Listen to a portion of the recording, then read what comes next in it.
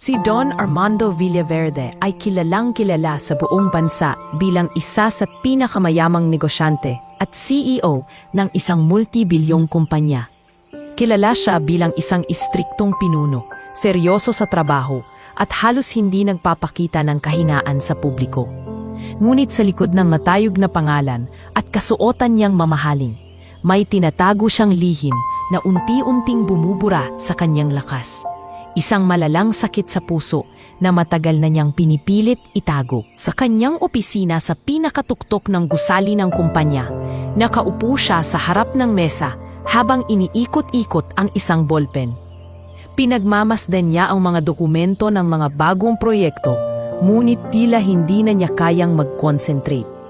Bigla niyang naramdaman ang paninikip ng kanyang dibdib at kinailangan niyang huminga ng malalim. Pinilit niyang itago ang sakit at tinawag ang kanyang sekretarya. "Senyor, gusto niyo po bang ipagpaliban ang meeting ninyo ngayong hapon?" Tanong ng sekretarya na halatang nakapansin sa kanyang pamumutla. "Hindi. Walang makakapigil sa akin. Ako ang ulo ng kumpanyang ito. Kung ako'y titigil, lahat ay babagsak." Mariin niyang sagot kahit nanginginig ang kanyang kamay.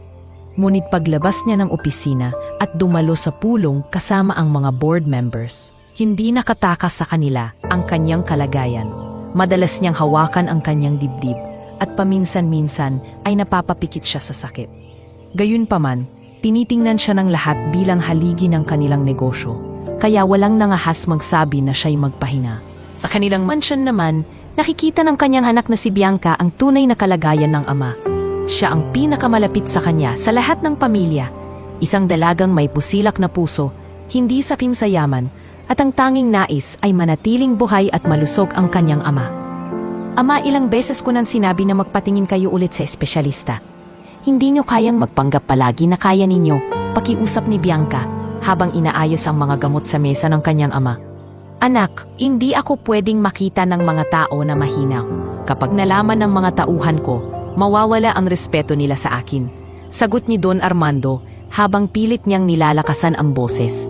"Pero ama, ako ang nakakakita sa inyo tuwing gabi na halos hindi makatulog sa sakit. Kung patuloy kayong ganyan, baka isang araw magising na lang tayo at wala na kayo." Tumulo ang luha ni Bianca habang sinasabi ito. Hindi nakasagot si Don Armando, bagkus ay hinaplos niya ang buhok ng kanyang anak. Sa loob-loob niya, alam niyang tama ang sinasabi ni Bianca. Ngunit para sa kanya, ang pagpapakita ng kahinaan ay parang kamatayan na rin sa isang CEO na matagal nang tinitingala ng marami. Lumipas ang mga buwan at lalong lumala ang kanyang kalagayan. Sa mga business trip, madalas siyang dalhin ng kanyang mga tauhan sa pinakamalapit na ospital tuwing inaatake ang kanyang puso. Subalit, matapos ang mga gamutan at pagsusuri, iisa lamang ang sagot ng mga doktor. Wala nang lunas ang kanyang kondisyon at kailangan tanggapin ng pamilya na malapit na ang kanyang oras. Sa isang pribadong meeting kasama ng kanyang mga doktor, mariin ang pahayag ng pinakabatang espesyalista. "Senyor Villaverde, ginawa na po namin ang lahat. Ang inyong kalagayan ay hindi na kayang tugunan ng kahit anong operasyon. Ang tanging magagawa na lang ay pahabain ang inyong oras. Ngunit hindi namin masisiguro kung hanggang kailan." Napayuko si Bianca sa narinig at napahawak siya sa kamay ng ama. Ngunit si Don Armando, imbes na magpakita ng takot, ay napangiti ng mapait. "Kung ito na nga, hayaan ninyong matapos ko ang mga naiwan kong gawain. Ayokong maalala ako bilang isang taong sumuko." Mula noon, mas naging tahimik ang kanilang mansyon. Ang ibang miyembro ng pamilya, mga kapatid ni Bianca at ilang kamag-anak, ay hindi na nakatuon sa kanyang kalusugan. Sa halip, nagsimula na silang mag-usap tungkol sa mana, negosyo, at kung sino ang papalit bilang CEO. Hindi ito nakatakas kay Bianca at lalo siyang nadurog. Hindi man lang nila iniisip ang kalagayan ni ama. Bulong niya sa sarili habang nakatanaw sa hardin. Pera at kapangyarihan lang ang nasa isip nila. Ngunit, hindi nagpaapekto si Don Armando sa intriga ng pamilya. Kahit nang hihina, bumangon siya araw-araw para sa kanyang kumpanya. Hanggang sa isang gabi, habang mag-isa siya sa kanyang kwarto, tinawag niya si Bianca. "Anak, kapag dumating ang araw na hindi na ako nandito, huwag mong hayaang makuha ng iba ang lahat ng pinaghirapan ko. ikaw lang ang nakakaintindi sa tunay kong layunin. Mahina niyang wika. Ama, huwag kayong magsalita ng ganyan, sagot ni Bianca. Nanginginig ang tinig. May pag-asa pa. Hahanap tayo ng paraan. Ngunit sa likod ng kanyang mga salita, alam ni Bianca na wala na talagang magagawa ang medisina para sa kanyang ama. Sa bawat araw na lumilipas, parang buhangin na lang sa orasan ang natitirang panahon para kay Don Armando. Sa ganitong sitwasyon, nagsisimula ang tunay na kwento. Isang CEO na halos mawalan na ng pag-asa. Isang anak na desperadong makahanap ng paraan upang mailigtas siya at isang pamilyang unti-unting winawasak ng kasakiman. Ngunit hindi pa nila alam na sa labas ng kanilang marangyang mundo, may isang pamilyang mahirap. Ngunit may hawak ng susi sa isang himalang magpapabago sa lahat.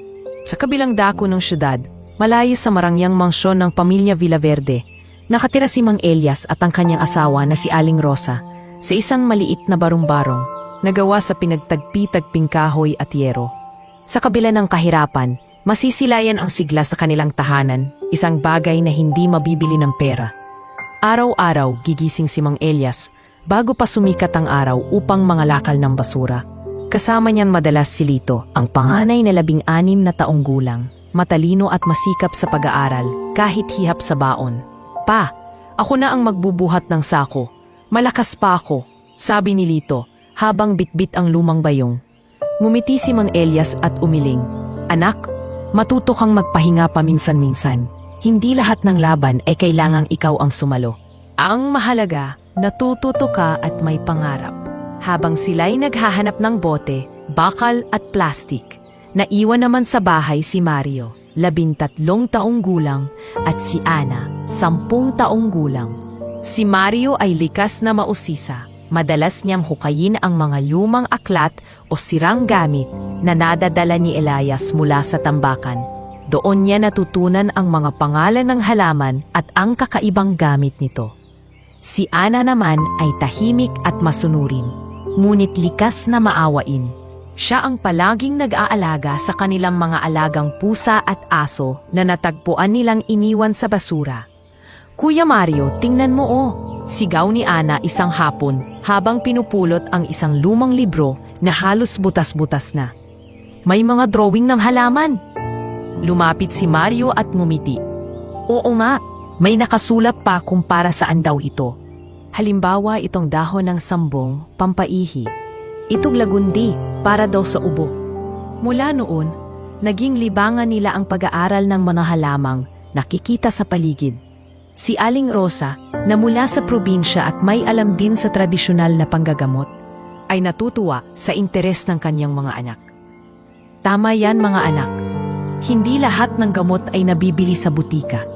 Minsan, nasa paligid lang natin. Ang mahalaga, gamitin niya ito sa tama at may malasakit. Wika ni Aling Rosa habang tinuturuan sila kung paano gumawa ng salabat mula sa luya. Ngunit hindi lahat ng kapitbahay ay humahanga sa kanila. Sa tuwing dadaan si Mang Elias na may daladalang kariton ng basura, may mga batang nagbubulungan at nagtatawanan. Basurero, basurero, kantiyaw nila. Minsan, pati mga magulang ng mga batang ito'y nangungutya. Kawawa naman ang mga anak ni Elias. Basura lang ang alam, wala silang mararating. Nasasaktan si Ana at Mario. Ngunit palaging pinapakalma ni Mang Elias ang kanyang mga anak. Huwag niyo silang intindihin. Ang tunay na halaga ng tao ay hindi nakikita sa trabaho niya, kundi sa puso niya. Tandaan niyo yan. Isang gabi, matapos ang mahabang araw ng pangangalakal, nagsama-sama ang pamilya sa hapag na gawa lamang sa kahoy. Simpleng kanin at tuyo ang kanilang ulam. Ngunit bago kumain, nagpasalamat sila ng sabay-sabay. Salamat po sa pagkain na ito, kahit kaunti, sapat na, bulong ni Ana. Habang kumakain, biglang nagkwento si Mario. Pa, alam niyo ba, natuklasan ko kanina na may halaman palang mabisa para sa mga taong hinihika. Ang tawag daw doon, oregano. Napangiti si Mang Elias. Iyan ang sinasabi ko. Natututo kayo araw-araw. Isang araw, baka kayo na ang makatulong sa mga taong may sakit. Napatingin si Lito sa kanyang ama at sabay tanong, Pa, Kaya ba nating tulungan ang mga may sakit kahit mahirap lang tayo? Anak, hindi kailangan ng yaman para tumulong. Kailangan lang ng malasakit at kaalaman. Kung gagamitin ninyo ang natutunan ninyo sa tama, makakatulong kayo higit pa sa iniisip ninyo. Lumipas ang mga araw, mas lalong lumalim ang kaalaman ng magkakapatid. Tuwing linggo, pumupunta sila sa palengke upang manood ng mga nagtitinda ng halamang gamot. Nakikipag-usap sila sa matatandang nagbebenta ng dahon at ugat. Humihingi ng kaalaman at kwento kung paano nakatulong ang mga ito sa iba. Si Mario ay nagtatala ng lahat sa lumang kwaderno. Si Ana ay maingat sa pagtikim ng mga halamang tsaa at si Lito ay nakikinig ng mabuti. Umaasang balang araw ay magagamit nila ang lahat ng natutunan. Ngunit hindi madali ang kanilang buhay. Madalas silang magutom at kulang sa pambili ng damit at gamit sa eskwela. Isang araw, pauwi si Lito mula sa klase nang marinig niya ang mga kaklase na nag-uusap tungkol sa kanya. Si Lito anak ng basurero, amoy tambakan lagi. Kahit anong sipag niya, hindi yan makakaahon. Napayuko si Lito at tahimik na umalis. Pagdating sa bahay, kinausap siya ni Aling Rosa. Anak, huwag mong hayaang sirain ng salita ng iba ang pangarap mo. Ang kahirapan ay hindi sumpa. Daan ito para mas lalo kang magsikap. Tumango si Lito, ngunit ramdam niya ang bigat sa puso. Sa kabila ng lahat, hindi siya sumuko sa pag-aaral. Patuloy siyang nagiging inspirasyon sa kanyang mga kapatid. Samantala, si Ana ay madalas magdala ng halamang gamot sa mga kapitbahay na nagkakasakit. Isang beses, nilagnat ang anak ng kanilang kapitbahay. Hindi nila kayang bumili ng gamot, kaya dinalhan ni Ana ng tsaa mula sa dahon ng lagundi. Makalipas ang ilang araw, gumaling ang bata. Salamat, Ana. Wala kaming pambili ng gamot, pero dahil sa'yo, kumaling ang anak ko. Wika ng kapitbahay, bakas ang hiya sa kanyang mukha. Mula noon, unti-unti nang nagbago ang tingin ng ilan sa kanila. Napansin nila na may kakaibang galing ang mga anak ni Elias. Hindi lamang sa pagtitiis, kundi sa pagbibigay lunas sa simpleng karamdaman. Sa gitna ng kahirapan, nananatiling masaya ang pamilya. Tuwing gabi, bago matulog, nag-uusap-usap sila tungkol sa kanilang mga pangarap. Balang araw, sabi ni Lito, gusto kong maging guro para maituro sa iba ang lahat ng natutunan natin. Ako naman, scientist, dagdag ni Mario, para mas mapatunayan kung totoo ang bisa ng mga halaman. Ngumiti si Ana at yumakap sa ina. Ako, gusto kong maging doktor para mas marami akong matulungan. Naluha si Aling Rosa habang pinapakinggan ang mga anak. Anak, kahit saan kayo makarating, ang mahalaga ay huwag kayong mawalan ng malasakit sa kapwa. Sa kabila ng lahat ng hirap, ang kanilang tahanan ay puno ng pag-asa. Hindi nila alam na sa mga darating na panahon, ang kaalaman at malasakit na kanilang pinagyayaman ay magiging susi sa isang napakalaking pagbabago. Isang pagkakataong magdadala sa kanila mula sa tambakan ng basura tungo sa gitna ng isang himala na magpapabago hindi lamang sa kanilang buhay, kundi pati na rin sa buhay ng isang makapangyarihang tao. Isang umaga sa gusali ng Villaverde Korporasyon, abala ang mga empleyado sa kani-kanilang mesa habang naghahanda para sa malaking pulong kasama ang CEO. Nakasuot ng mamahaling itim na suit si Don Armando at dala ang kanyang matigas na presensya. Ngunit kahit gaano niya subukang magmukhang malakas, ramdam na ramdam ng kanyang katawan ang bigat na hindi niya kayang ipakita. Sa gitna ng presentasyon, bigla siyang napatigil, napakapit sa kanyang dibdib at napayuko.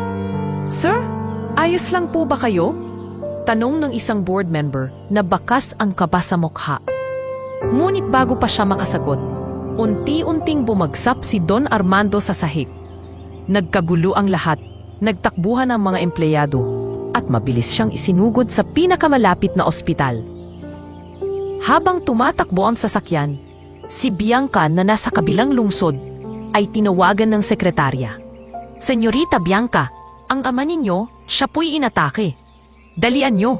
Halos mabitawan ni Bianca ang kanyang telepono at agad na tumakbo palabas ng eskwelahan kung saan siya may meeting para sa isang charity project. Habang nasa kotse, paulit-ulit niyang inuusal, "Diyos ko, iligtas niyo ang ama ko. Hindi pa ako handa." Pagdating sa ospital, sinalubong siya ng mga doktor. Napahiga ang kanyang ama sa ICU, nakakabit sa mga tubo at makina. Lumapit siya at hinawakan ang kamay nito. "Papa, naririnig mo ba ako?" Nanginginig ang tinig ni Bianca. Ngunit wala siyang narinig na tugon. Makaraan ng ilang oras, lumabas ang pinuno ng mga doktor upang kausapin siya. "Senyorita, ginawa na po namin ang lahat ng aming makakaya. Ang puso ng inyong ama ay sobrang mahina. Hindi kami makakapangako ng matagal pang oras." Nalaglag ang luha ni Bianca. Para bang biglang gumuho ang mundo niya. Samantala, sa labas ng ospital, dumagsa ang mga mamamahayag. Agad kumalat sa pahayagan at telebisyon ang balita. Armando Villaverde, CEO ng Villaverde Corporation, nasa kritikal na kondisyon. Naging headline ito sa lahat ng social media platforms. Ang mga empleyado ay nag-aalala, ngunit ang iba na may takot kung ano ang mangyayari sa kanilang trabaho kung sakaling mawala ang pinuno. Ngunit sa loob mismo ng pamilya, ibang usapan ang naninibabaw. Sa sala ng ospital, nagtitipon ang mga kapatid ni Bianca at ilang tiyuhin at tiyahin. Kung sakaling pumanaw na siya, dapat mapag-usapan na natin ang paghahati ng ari-arian. Sabi ng isang tiyuhin na malamig ang boses. "Oo nga, dagdag ng isa. Hindi pwedeng hawakan ni Bianca lahat. Bata pa siya at wala siyang alam sa negosyo." Napatayo si Bianca at mariing tumingin sa kanila. "Hindi pa patay ang ama ko." Habang siya'y humihinga, "Huwag kayong mag-usap ng ganyan." Ngunit tiningnan lamang siya ng ilan sa kanila na parabang wala siyang karapatan. Sa mga sumunod na araw, hindi na halos lumalabas ng ospital si Bianca. Palaging siya ang nasa tabi ng ama, binabantayan ang bawat tibok ng puso. Tuwing hating gabi, nakatingin siya sa bintana ng ICU, umiiyak ng palihim. "Ama, bakit hindi kayo nakinig sa akin noon? Kung maaga lang sana kayong nagpatingin, baka may nagawa pa sila." Bulong niya habang pinupunasan ng luha. Samantala, ang mga doktor ay paulit-ulit na nagkakakonsulta. Isang cardiologist ang nagsabi, "Wala na tayong magagawa kundi bigyan siya ng palliative care. Ang puso niya'y halos hindi na gumagana." "Pero paano nating sasabihin kay Senyorita Bianca?" tanong ng isa. "Masakit man, kailangan nilang tanggapin, wala na tayong magagawa." Ang medisina ay may hangganan. Lumipas ang ilang linggo, lalong lumala ang kondisyon ni Don Armando. Madalas na siyang mawalan ng malay at minsan ay bumabalik sa malay para lamang magsalita ng ilang salita. "Bianca, anak," mahina niyang sabi isang gabi habang nagigising. "Ama, huwag kayong magsalita. Magpahinga lang kayo." Ngunit pinilit ni Don Armando. "Kung sakaling dumating ang oras, tandaan mo, hindi lahat ng laban ay nadadaan sa pera. Hanapin mo ang tunay na halaga ng buhay." Tumulo ang luha ni Bianca. Hinawakan niya ang kamay ng ama at mariing tumango. Sa labas, patuloy pa rin ang kaguluhan. Ang mga balita'y tumindi. Villaverde Empire in danger of collapse. Succession battle looms. Ang mga empleyado sa kumpanya ay nag-aalala sa kanilang kinabukasan. Samantala, ang mga kamag-anak ay abala sa plano ng paghahati-hati ng yaman. Ang ilan sa kanila'y lihim nang nakikipag-usap sa mga abogado. Sa kabila ng lahat, nanatiling matatag si Bianca. Siya lamang ang nagbabantay sa kanyang ama. Kahit napapagod at halos hindi na kumakain ng maayos, dumating pa ang pagkakataon na pinilit siya ng mga doktor na umuwi muna at magpahinga. "Senyorita, kailangan niyo rin pong alagaan ang sarili niyo. Hindi niyo matutulungan ang ama niyo kung kayo mismo ang manghihina," sabi ng doktor. Ngunit tumanggi si Bianca. "Hindi ako aalis. Habang may hininga siya, mananatili ako dito." At sa mga sandaling iyon, lalong nadama ng lahat na ang sitwasyon ay papunta na sa dulo. Isang gabi, habang mahimbing ang katahimikan sa ospital, biglang nag-alarm ang mga makina sa ICU. Nagkagulo ang mga nurse. Umasok ang mga doktor at si Bianca'y halos mabaliw sa kaba. "Code Blue, Code Blue, sigaw ng isang nurse. Mabilis na nagsagawa ng resuscitation ang mga doktor. Ngunit matapos ang ilang minutong pakikipaglaban, isa sa kanila ang lumapit kay Bianca at mahinang nagsabi, "Senyorita, wala na po." Napasigaw si Bianca at niyakap ang malamig na katawan ng kanyang ama. "Ama, hindi, huwag niyo akong iwan." Ang buong ospital ay binalot ng lungkot. Ang mga doktor ay napayuko, tanggap ang kanilang pagkatalo. Ngunit sa mga mata ni Bianca, hindi pa tapos ang laban. At sa kabila ng lahat ng ito, may mga paa na papalapit sa kanilang kwarto. Isang simpleng pamilya na walang inaasahan kundi ang kanilang kaalaman at malasakit. Sa kanilang mga bibig ay mabubuo ang mga salitang magpapabago sa lahat. Makalipas ang ilang araw matapos ang pagbagsak ng katawan ni Don Armando sa ospital, nanatili pa rin ang lungkot at bigat sa dibdib ni Bianca. Kahit paulit-ulit na sinasabi ng mga doktor na wala ng pag-asa, may maliit na tinig sa kanyang puso na tumatangging sumuko. Ngunit habang abala siya sa pagbabantay, dumating ang isang pagkakataon na magpapakilala sa kanya ng mga taong hindi niya akalaing magiging mahalaga sa kanilang buhay. Isang Sabado ng umaga, sa labas ng ospital, pinili ni Bianca na sumama sa isang outreach program na dati na niyang sinusuportahan. Isang feeding program para sa mga bata sa squatter area. Gusto niyang kahit paano'y maibsan ang bigat ng kanyang loob at ipagpatuloy ang ginagawa nilang pagtulong dahil iyon ang palaging ipinapaalala ng kanyang ama. Na dapat kahit anong taas ng posisyon mo, marunong ka pa ring tumulong sa mahihirap. Habang nagsisilbi ng pagkain, napansin niya ang isang pamilyang hindi niya pa nakikita. Nakatayo sila sa gilid, mahiyain, at tila hindi makalapit. Isang lalaking payat, ngunit matibay ang tindig, isang babaeng may mabait na mukha, at 3 batang may mga mata na puno ng talino at kuryosidad. "Halina kayo, huwag kayong mahihiya," tawag ni Bianca. Lumapit ang pamilya at maingat na umupo. "Salamat po, senyorita," sabi ng lalaki na nakilala niyang si Elias. "Hindi po namin akalaing na makakalapit kami rito." Habang nagkakalala, napag-alaman ni Bianca na si Mang Elias ay isang basurero kasama ang kanyang asawa na si Aling Rosa at ang kanilang 3 anak. Si Lito ang masipag na panganay, si Mario ang mahilig mag-aral ng mga bagay tungkol sa kalikasan at si Ana ang bunso na mahinhin ngunit malapit sa mga tao. Habang nag-uusap sila, napansin ni Bianca na tila kakaiba ang mga tanong ng 3 bata. Hindi lang basta sila nagpasalamat sa pagkain. Nagtanong sila tungkol sa mga halaman na ginagamit sa pagluluto at kung anong epekto nito sa katawan. "Senyorita," tanong ni Mario habang hawak ang isang dahon ng malunggay mula sa sopas, "alam niyo po ba na ang dahong ito ay nakakapagpalakas ng dugo?" Napangiti si Bianca. "Talaga? Saan mo naman natutunan yan?" "Sa mga libro pong nakuha namin sa tambakan. Marami pong nakasulat tungkol sa halamang gamot. Si Mama rin po, tinuturuan kami," sagot ni Mario nang may kumpiyansa. Si Lito naman ay nagbigay ng dagdag. "Minsan po, may mga kapitbahay kaming may sakit. Sinusubukan namin silang tulungan gamit ang mga halaman na natutunan naming pakuluan. Hindi man palaging epektibo pero kadalasan gumagaan ang pakiramdam nila." Natahimik si Bianca. Naramdaman niyang may kakaiba sa pamilyang ito. Isang uri ng kaalaman na hindi itinuturo sa mga paaralan, ngunit minana at pinagyaman sa pamamagitan ng karanasan. Pagbalik nila sa feeding program, nakita niya si Ana na maingat na inaasikaso ang isang batang nilalagnat.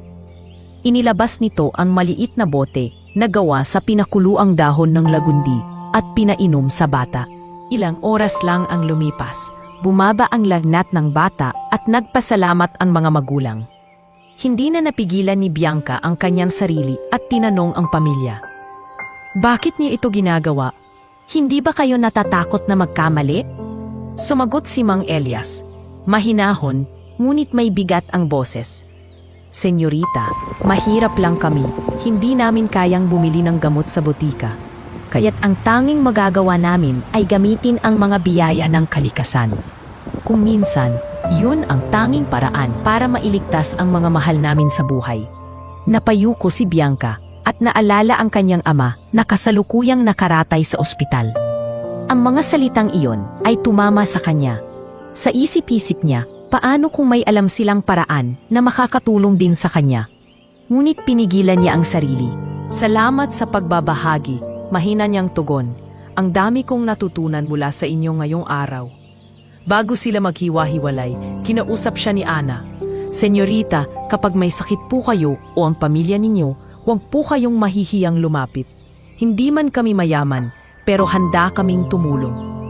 Napatingin si Bianca sa mga mata ng bata at sa unang pagkakataon matapos ang matinding lungkot, may liwanag siyang naramdaman. Sa gabing iyon, bumalik siya sa ospital na dala-dala ang alaala ng kanyang pakikipagtagpo. Pinagmasdan niya ang ama na tila lalong nanghihina. Umupo siya sa tabi nito at nagbulong.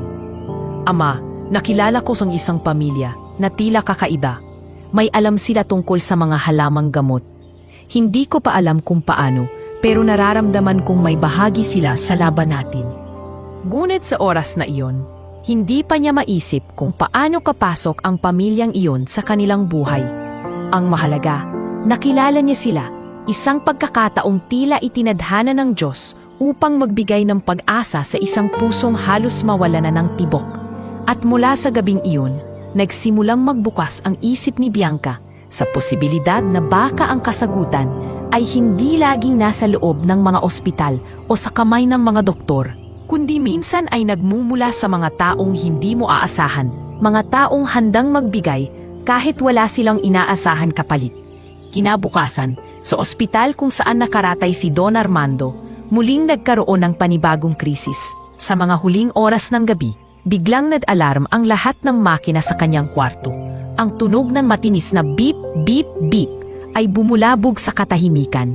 Nagkagulo ang mga nurse at mabilis na pumasok ang mga doktor. Code Blue, mabilis! Sigaw ng isang doktor habang sinisimulan ang resuscitation. Si Bianca, na nakatulog saglit sa gilid ng kama ng ama, ay nagising at mabilis na lumapit. Anong nangyayari? Ama, anong nangyayari sa kanya? Pinigilan siya ng isang nurse. Senyorita, lumabas po muna kayo. Gagawin namin ang lahat. Ngunit tumanggi si Bianca. Hinawakan niya ang malamig na kamay ng ama. Umiiyak. Papa, huwag niyo akong iwan. Labanan niyo. Makalipas ang halos 30 minutong pakikipaglaban, isa-isang nagsimulang magbaba ng ulo ang mga doktor. Ang pinakamatanda sa kanila ang lumapit kay Bianca at maingat na nagsalita. Senyorita, wala na pong pag-asa. Pangpibok ang puso ng inyong ama. Arang biglang tumigil ang mundo ni Bianca. Nanlabo ang kanyang paningin sa dami ng luha at halos mabuwal siya. Hindi pwede. Hindi pa tapos ang lahat. Hindi siya pwedeng iwanan ako. Naluharing ang ilang nurse na matagal lang nakakasama si Don Armando sa ospital. Ang isa pa sa mga doktor ay nagbigay ng kumpirmasyon. Idinedeklara naming clinically dead ang pasyente. Nagpatuloy ang sigawan at iyakan ng ilang kamag-anak sa labas ng kwarto. Dumating ang iba pang pamilya, ngunit imbes na magluksa, ang ilan sa kanila ay nagsimula na namang mag-usap tungkol sa negosyo. Kung wala na talaga si Armando, kailangan ng magtipon para pag-usapan ang mana, bulong ng isang tiyahin. Ngunit sa loob ng kwarto, hawak pa rin ni Bianca ang malamig na kamay ng kanyang ama. Ama, hindi ako naniniwala. Hindi pa tapos. Hindi ito ang huli. Sa mga oras na iyon, dumating si Mang Elias at ang kanyang mga anak. Hindi nila inaasahan na masasaksihan nila mismo ang pinakamasakit na sandali ng pamilya. Dala nila ang maliit na supot ng mga halamang pinakuluan at ilang simpleng gamit na parating nilang bitbit sakaling may nangangailangan. Nakita ni Ana ang umiiyak na si Bianca. Dahan-dahan siyang lumapit at mahina, ngunit buong tatong na nagsalita. Senyorita, kaya po namin siyang pagalingin. Napatingin ang lahat sa kanila. Ang mga doktor ay napaawang ang bibig sa pagkagulat. Ang ilan ay napailing. Ano? Halos sigaw ng isang doktor. Hindi na pwede, siya'y patay na. Huwag kayong manghimasok. Ngunit hindi natigilan ang tatlong bata. Lumapit si Lito, dala ang maliit na bote ng pinaghalong halamang gamot. Hindi po namin sinasabing kaya naming gumawa ng milagro. Pero may alam po kami, mga itinuro ng lolo namin at ng aming mga magulang. Ilang beses na po kaming nakatulong sa mga taong malapit na mawalan ng pag-asa. Kalokohan! Sigaw ng isa sa mga kamag-anak ni Bianca. Anong alam ng mga basurero na ito? Mga doktor nga, wala nang nagawa? Sila pa? Ngunit nanindigan si Mario. Kung wala na po talagang pag-asa ayon sa inyo, ano pa po ang nawawala kung susubukan namin? Tahimik na nakatingin si Bianca sa kanila. Sa kanyang puso, may halong takot at pag-asa. Nais niyang maniwala, ngunit natatakot siyang baka mas lalo lamang silang masaktan. Lumapit siya sa mga doktor. Dok, wala na kayong magagawa, sabi niyo. Kung ganon, hayaan niyo silang subukan. Wala nang mawawala. Nagkakatinginan ang mga doktor. Halatang tutol. Senyorita, hindi namin maipapayo ito. Wala itong basihan. Maaari lamang silang magdulot ng delikadong sitwasyon. Ngunit buong tapang na tumugon si Bianca. Mas delikado bang hayaan siyang wala na? Ako ang anak. Ako ang magdedesisyon. Hayaan niyong subukan nila. Lumapit muli si Mang Elias at marahang nagsalita. Hindi namin ipapangako ang himala, senyorita. Ngunit gagawin namin ang lahat ayon sa aming kaalaman. Hindi pera o posisyon ang dala namin, kundi malasakit. Tahimik ang lahat habang unti-unting lumapit ang tatlong bata sa kama ng CEO. Ramdam nila ang bigat ng bawat matang nakatingin. Puno ng panghuhusga at pagdududa. Si Papa, siya ang lahat sa akin. Pulong ni Bianca habang hinahawakan ang kamay ng ama. Kung may pinakamaliit na posibilidad, tatanggapin ko. Gawin ninyo. At sa mga sandaling iyon, nagsimula ang kakaibang laban. Ang deklarasyon ng mga doktor ay nagmarka ng katapusan. Ngunit para kay Bianca at sa pamilyang basurero, iyon pa lamang ang simula. Sa gitna ng pag-alinlangan at takot, nabuksan ang pintuan para sa isang pagkakataon na maaaring magpabago sa lahat ng kanilang buhay. Nang marinig ng lahat ang sinabi ng mga anak ni Mang Elias, bumulaga sa buong silid ang iba't ibang reaksyon. Ang ilan sa mga nurse ay napanganga, habang ang mga doktor ay mabilis na nagsimulang magtawanan ng may halong galit. Hindi ito circus, sigaw ng isang doktor, mariing iinuturo ang tatlong bata. Hindi ninyo pwedeng gawing laruan ang katawan ng isang taong dineklara ng patay. Ang medisina ay may proseso, may siyensya, hindi mga alamat o pamahiin.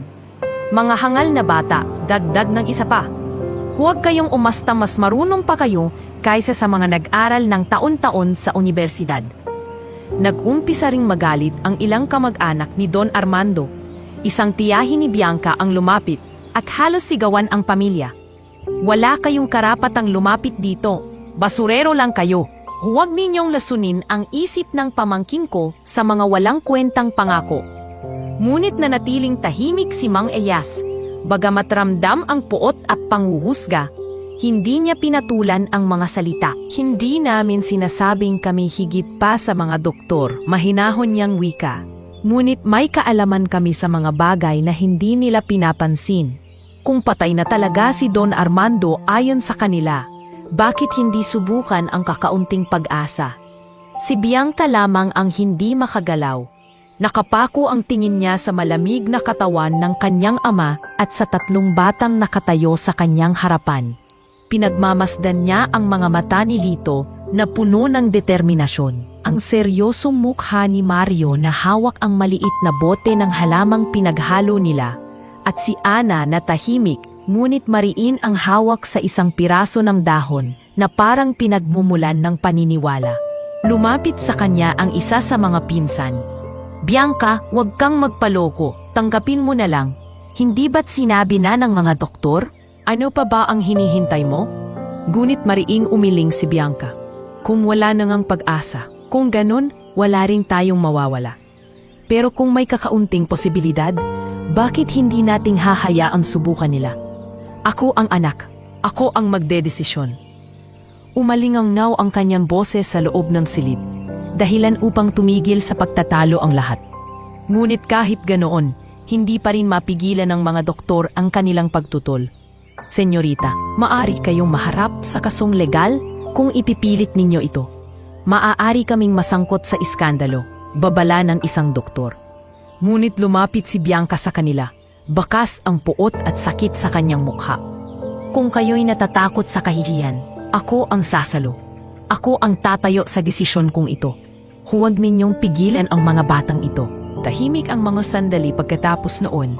Ang mga doktor ay napilitan na lang mag-atrasan, bagamat halata ang galit at pangungutya sa kanilang mga mata. Ang mga kamag-anak naman ay nagsimulang magbulungan, galit at inggit na pinagsama. Baliw na si Bianca, bulong ng isang pinsan. Ipapahamak niya ang pangalan ng pamilya. Kung sakali mang mabigo, siya ang sisisihin natin, sabat ng isa. Ngunit sa gitna ng lahat ng bulong at patikos, naroon pa rin si Bianca na nakatayo, mahigpit na hawak ang kamay ng kanyang ama. Lumapit si Lito at mahinang nagsalita. Senyorita, kailangan naming gawin ito agad. Hindi kami sigurado kung hanggang saan ang kaya ng aming kaalaman, pero naniniwala kami na habang narito pa siya, may pagkakataon. Si Mario ay agad nagbukas ng maliit na lalagyan kung saan nakahanda ang pinaghalong halamang gamot. Ito ang ginagamit namin sa mga taong nawawalan ng hininga sa aming lugar. Minsan, kapag akala ng lahat wala ng pag-asa, bumabalik sila. Tahimik na inilagay ni Ana ang kamay niya sa noo ni Don Armando. Parang sinasalo ang bigat ng lahat ng pagdududa. Sa kanyang inosenteng tinig, sinabi niya, hindi po siya patay, natutulog lang siya. Kaya pa naming gisingin. Uling umingay ang paligid. Ang ilan ay muling tumawa. Ang iba na may tumingin ng may takot at pagtataka. Hindi ba kayo natatakot? Galit na tanong ng isa sa mga doktor. Kung magkamali kayo, lahat ng ito'y tatawaging kalapastanganan. Ngunit bago pang makasagot ang tatlong bata, sumabat si Bianca. Umiiyak, ngunit matatag ang boses. Ang tunay na kalapastanganan ay ang pag-agaw ng pag-asa sa isang anak na handang gawin ang lahat para sa kanyang ama. Kung ito man ay pagkakamali, ako ang mananagot. Pero kung ito'y magtagumpay, baka kayo ang kailangang matuto. Tahimik ang lahat. Nilingon ni Bianca si Mang Elias. Gawin ninyo, walang pipigil sa inyo. At doon nagsimula ang kakaibang pakiramdam na bumalot sa buong silid. Isang tensyong puno ng takot at pagdududa. Ngunit sinamahan ng kakaunting liwanag ng pag-asa. Habang humahakbang ang mga anak ng basurero, palapit sa kama ng isang makapangyarihang CEO, naroon ang lahat ng mata, puno ng tanong, galit at pangungutya. Ngunit sa puso ni Bianca, isang panalangin ang paulit-ulit niyang inuusal. Ama, kung may natitirang himala, ipakita niyo na ngayon. Sa katahimikan ng silid na kanina lamang ay puno ng pagtutol at pagtatawanan. Lumapit si Lito sa kama ni Don Armando. Dala niya ang maliit na bote na naglalaman ng pinaghalong sabaw mula sa iba't ibang halamang kanilang pinakuluan. Maingat niyang itinabi ito sa isang maliit na tasa. Kuya, handa na ako, bulong ni Mario. Nahawak ang giniling na dahon ng sambong at ilang piraso ng tuyong lagundi. Kung sabay-sabay nating gagawin, mas malakas ang epekto. Tumamo si Lito, habang si Ana naman ay maingat na nakaluhod sa tabi ng kama. Hinaplos niya ang malamig na noo ni Don Armando, marahang nagdarasal. Lord, tulungan niyo po kami. Huwag niyo pong hayaang mawala siya. Hindi po pera o kapangyarihan ang habol namin. Buhay po niyang isang ama.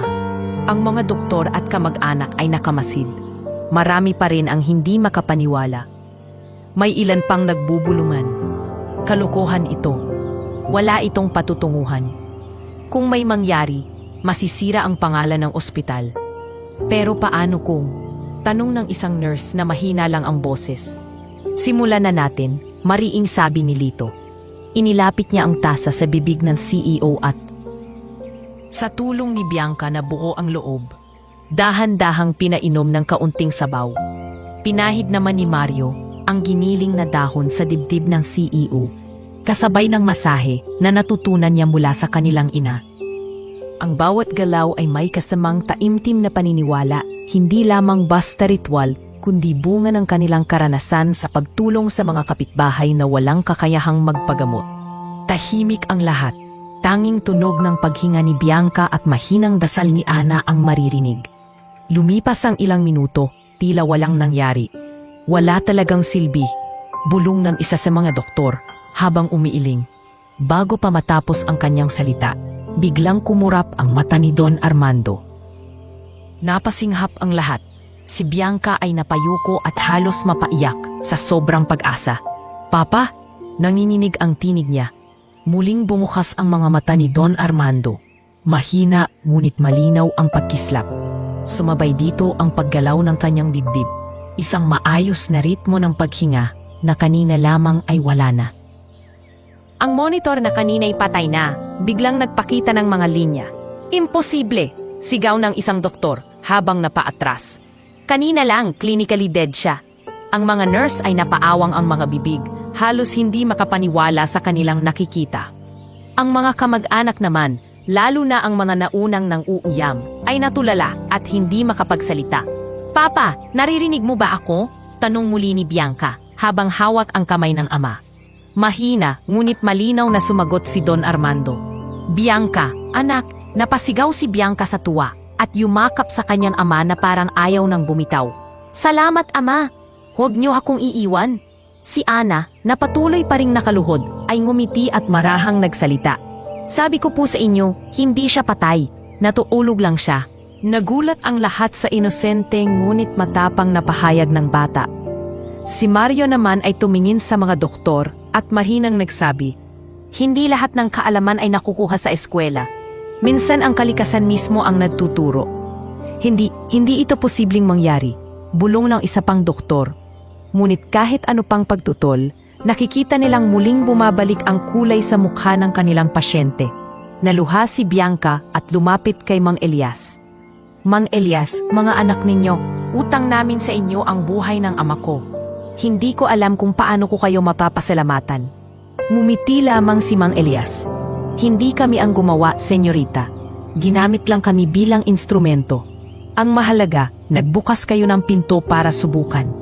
Ngunit sa gilid ng silid, may ilan pa ring kamag-anak na nagngingit-ngit sa galit. Hindi tama ito.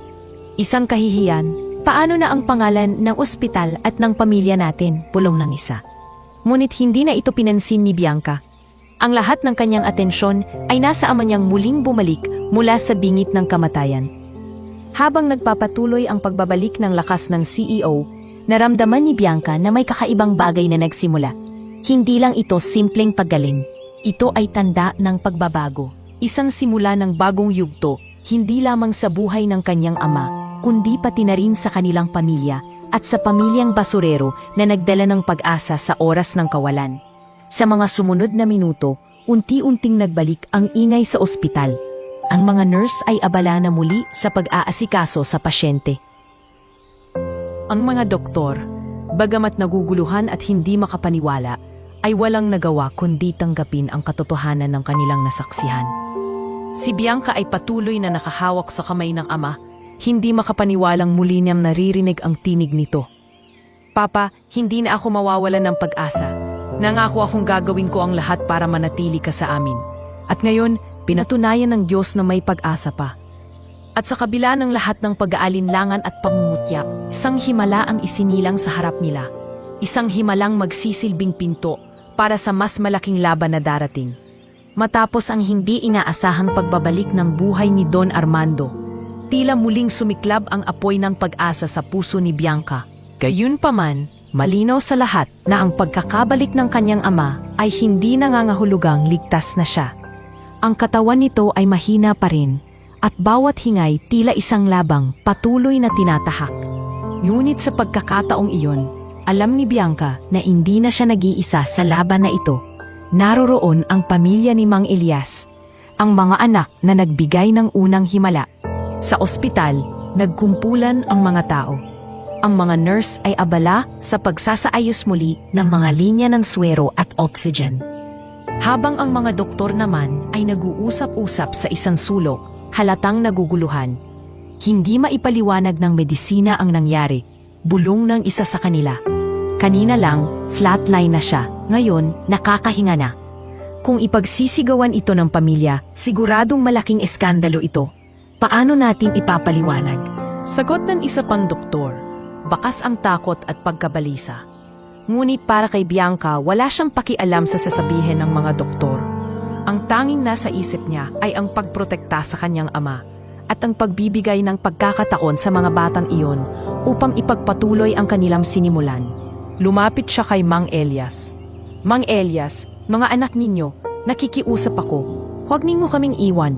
Simulan na natin ang laban na ito. Hindi sapat na bumalik lang siya sa buhay. Kailangan nating tulungan siyang lumakas muli.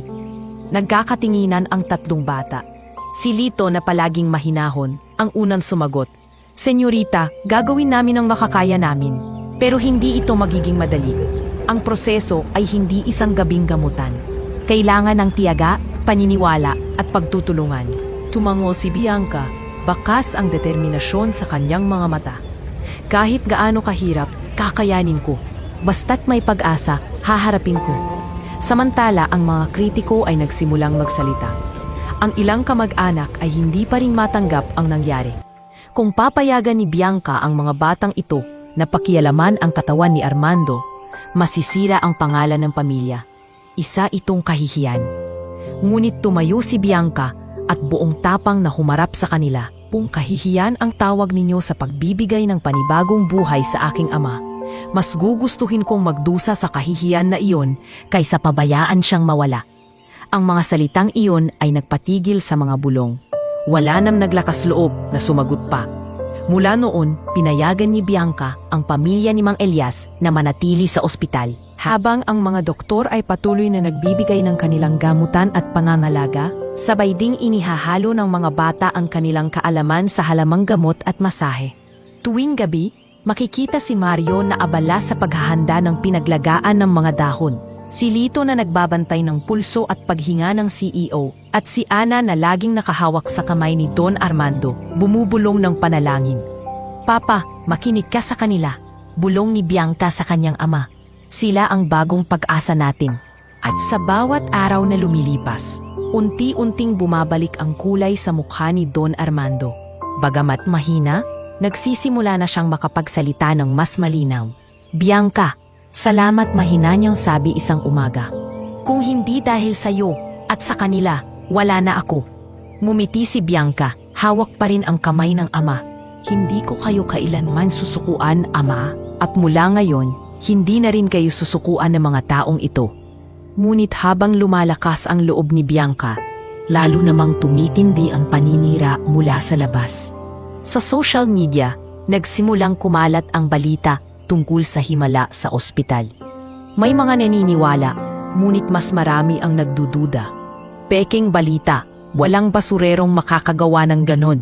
Kung totoo yan, bakit hindi ipakita sa publiko? Pinapalabas lang ito para itago ang tunay na kondisyon ng CEO. Dumating pa ang mga reporter sa ospital, pilit na humihingi ng pahayag mula kay Bianca. Ngunit pinili niyang manahimik. Sa isang gabi, kinausap siya ng isang matandang doktor na mas bukas ang isipan kaysa sa iba. Senyorita, aaminin ko, hindi ko pa nakita ang ganito. Wala akong paliwanag. Ngunit kung nakakatulong sa kanya, huwag ninyo nang pigilan. Subaybayan na lang natin ng maayos. Minsan, ang agham ay may limitasyon. Napangiti si Bianca at nagpasalamat. Dok, hindi ko rin po maipaliwanag, pero ang alam ko lang, buhay pa siya. At iyon ang pinakamahalaga. Sa mga sandaling iyon, naging malinaw na ang laban na ito ay hindi lamang laban para sa buhay ni Don Armando. Isa itong laban para sa paniniwala. Paniniwalang hindi laging pera o titulo ang magbibigay ng sagot, kundi malasakit, tiyaga at pananalig. At habang humahaba ang mga gabi sa ospital, unti-unting namumuo ang kakaibang samahan sa pagitan ng isang mayamang pamilya na muntik ng mabuwag at isang mahirap na pamilyang sanay sa pagtitiis. Sa simpleng kwarto ng ospital, nagsimula ang bagong laban. Isang laban na hindi lamang para sa buhay ng isang tao, kundi para sa pag-asa ng lahat ng nakamasid. Makalipas ang ilang linggo ng pagtutulungan ng mga doktor at ng pamilya ni Mang Elias, unti-unting nagbago ang takbo ng mga araw sa ospital. Si Don Armando, na minsang idineklara ng patay, ay muling nagigising tuwing umaga. Mahina pa rin ang kanyang katawan, ngunit kitang-kita ang pagbabago. Ang kanyang balat ay nagkaroon ng kulay. Ang kanyang mga mata ay nakabukas ng mas matagal at nakakapagsalita na siya ng mas malinaw. Isang umaga, habang nakaupo si Bianca sa gilid ng kama, narinig niyang nagsalita ang kanyang ama. Bianca, agad siyang napalingon. Ama, gising na po kayo. Huwag kayong magsalita ng masyado. Magpahinga lang po muna kayo, ngunit ngumiti si Don Armando, kahit hirap. Salamat anak, dahil hindi ka sumuko. Nandito pa rin ako. Napaluha si Bianca at mahigpit na hinawakan ng kamay ng ama. Hindi ko po kayo iiwan kailanman. At hindi lang ako ama. May mga taong tumulong sa atin. Mga taong hindi ko akalaing makikilala ko. Sumilip sa kwarto si Mang Elias at ang kanyang mga anak. May dalang maliit na basket ng mga halamang. Muli nilang pinakuluan at inihanda. Si Lito ang naunang lumapit. Magandang umaga po, senyor. Kumusta na po ang pakiramdam ninyo? Tumingin si Don Armando sa mga bata. Halatang nagtatanong kung sino ang mga ito. Napatingin siya kay Bianca. Sila po, ama, ang pamilya na naging instrumento ng Diyos para ibalik kayo sa amin. Ang mga anak ni Mang Elias, paliwanag ni Bianca. Mahina ngunit malinaw ang tinig ng CEO. Kung ganon, utang ko sa kanila ang buhay ko. Napayuko si Mang Elias, nagpakumbaba. Hindi po, senyor, ginamit lang po kami bilang kasangkapan. Ang totoo, kayo po ang lumaban, kayo po ang hindi bumitaw. Ngunit hindi makakaila ang halatang interes ni Don Armando sa pamilya. Nang mabanggit ni Mario ang kanilang pinag-aaralan halamang gamot, napakunot ang noo ng CEO. Ibig mong sabihin, mga halaman lang ang ginamit ninyo? Tumango si Mario. Opo, mga halaman po na natutunan namin mula sa lolo namin at kay mama. Hindi namin alam kung paano ipapaliwanag sa siyensya, pero sa aming karanasan, gumagana po talaga. Nag-isip sandali si Don Armando. Maraming doktor ang walang nagawa. Pero kayo, nagbigay ng manibagong hininga. Ibig sabihin may halaga ang kaalaman ninyo. Dahil dito, iminungkahi niya sa kanyang anak. Bianca, ipasuri natin ang mga halamang ito. Dalhin natin sa ospital at ipa-analyze. Kung makakatulong sa iba, hindi lang ako ang mariligtas. At doon nagsimula ang panibagong pagkakataon. Pinayagan ng isang mas bukas isip na doktor na isumite sa laboratorio ang mga halamang ginagamit ng pamilya ni Mang Elias. Linggid sa kaalaman ng lahat, may ilang compound na natagpuan na may potensyal na pampalakas ng puso at pampahaba ng tibok. Hindi ito sapat upang ituring na gamot, ngunit sapat upang kilalanin na may basehan ang kanilang ginagawa. Habang patuloy na nagpapalakas si Don Armando, naging malapit siya sa pamilya ni Mang Elias. Madalas niyang ipatawag ang mga bata sa kanyang silid upang magkwento sila tungkol sa kanilang karanasan. Ano ang mga pangarap ninyo? Tanong ng CEO isang gabi, habang nakatingin sa tatlong bata. Ako po, gusto kong maging guro para maibahagi sa iba ang kaalaman namin. Sagot ni Lito. Scientist po, mabilis na tugon ni Mario. Para mapatunayan kung totoo ang lahat ng natutunan namin. Ngumiti si Ana at nahihiyang sumagot. Ako naman po, doktor, para mas marami akong matulungan. Napatawa si Don Armando sa kanilang mga sagot, ngunit ramdam niya ang bigat at katapatan ng kanilang mga pangarap. Hindi kayo dapat manatiling nakatali sa tambakan. May mas malaki kayong tungkulin. Naging inspirasyon ang tatlong bata sa kanya. Minsan, kinausap niya si Bianca ng seryoso. Anak, kung ako'y nabigyan ng panibagong pagkakataon, gusto kong gamitin ito para sa iba. Hindi pwedeng tayo lang ang makinabang. Habang lumalakas ang kanyang tatawan, nakikita rin ang pagbabago sa kanyang pananaw. Ang dating matigas at puro negosyo lamang ang iniisip, na yun ay mas malambot, mas bukas, at mas nakatingin sa posibilidad ng pagtutulungan ng mayaman at mahirap. Ngunit hindi naging madali ang lahat. Marami pa ring nagdududa at kumukutya sa ospital. May mga nagtanong kung bakit hinahayaan ng isang CEO na umaasa sa pamahiin. Ang mga kamag-anak na sakim ay lalo pang nagalit. Nakikitang unti-unting nagiging malapit si Don Armando sa pamilya ng basurero. Kung totoo ang milagro, bakit hindi na lang sila ang maging doktor? Nakakaiyak. Sigaw ng isang tiyuhin sa isang pagtitipon.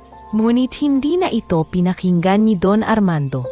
Ang mas mahalaga sa kanya ay buhay siya, at ang buhay na iyon ay utang niya sa isang pamilya na walang yaman, ngunit may dalang kakaibang kayamanan ng kaalaman at malasakit.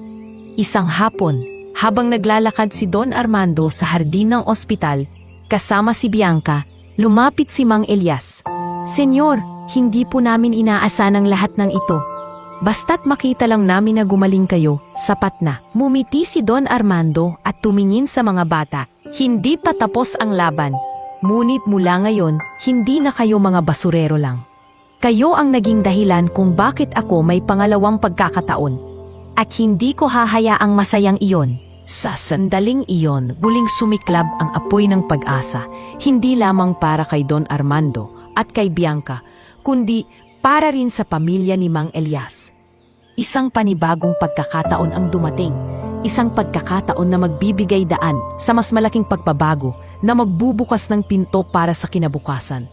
Hindi nagtagal at kumalat ang balita tungkol sa himalang naganap kay Don Armando. Ang mga pahayadan, telebisyon at social media ay sabay-sabay na nag-ulat. CEO na idineklara ng patay, muling nabuhay matapos gamutin ng mga anak ng isang basurero. Ang headline na ito ay umani ng samut-saring reaksyon mula sa lipunan. May mga natuwa, naniniwalang ito'y isang patunay ng kapangyarihan ng kalikasan at malasakit. Ngunit mas marami ang nagduda at kinutya ang pangyayari. Hindi totoo yan. Inapalabas lang nila para protektahan ang pangalan ng kumpanya. Sabi ng isang netizen. Kung basurero lang ang nakadaling sa kanya, ibig sabihin ba mas magaling sila kaysa sa mga doktor? Puna naman ang isa. Hindi po pwedeng paniwalaan ang ganyang kwento. Malamang palabas lang iyan para sa negosyo. Sa kabila ng mga batikos, patuloy pa ring lumalakas si Don Armando. Ngunit habang lumalakas ang kanyang katawan, lalong lumalakas din ang atake ng lipunan. May mga politikong nakarinig sa balita at sinubukang gamitin ito para sa kanilang sariling kapakanan. Isang gabi, may dumating na 3 opisyal na nakikipag-ugnayan kay Bianca. Senyorita, kung totoong-totoo ang nangyari, maari nating gawing proyekto ipon ng pamahalaan. Maari nating i-anunsyo na ang gobyerno ang tumulong sa inyong ama. Ngunit mariing tumanggi si Bianca. Hindi po kami papayag na gawing laruan ng politika ang kalagayan ng ama ko. Ang nangyari ay hindi ninyo maangkin. Hindi ito para sa kapangyarihan ninyo. Samantala, lumabas rin ang mga kalaban ni Don Armando sa negosyo. Naging oportunidad ito para sila'y manira. May nagpakalat ng balita na kaya raw gumaling ang CEO ay dahil sa bagong gamot na isinubok ng kumpanya, hindi dahil sa mga anak ng basurero. Ang iba naman ay nagsabing tinakpan lamang ng pamilya Villaverde ang tunay na sanhi ng pagbagsak ni Don Armando.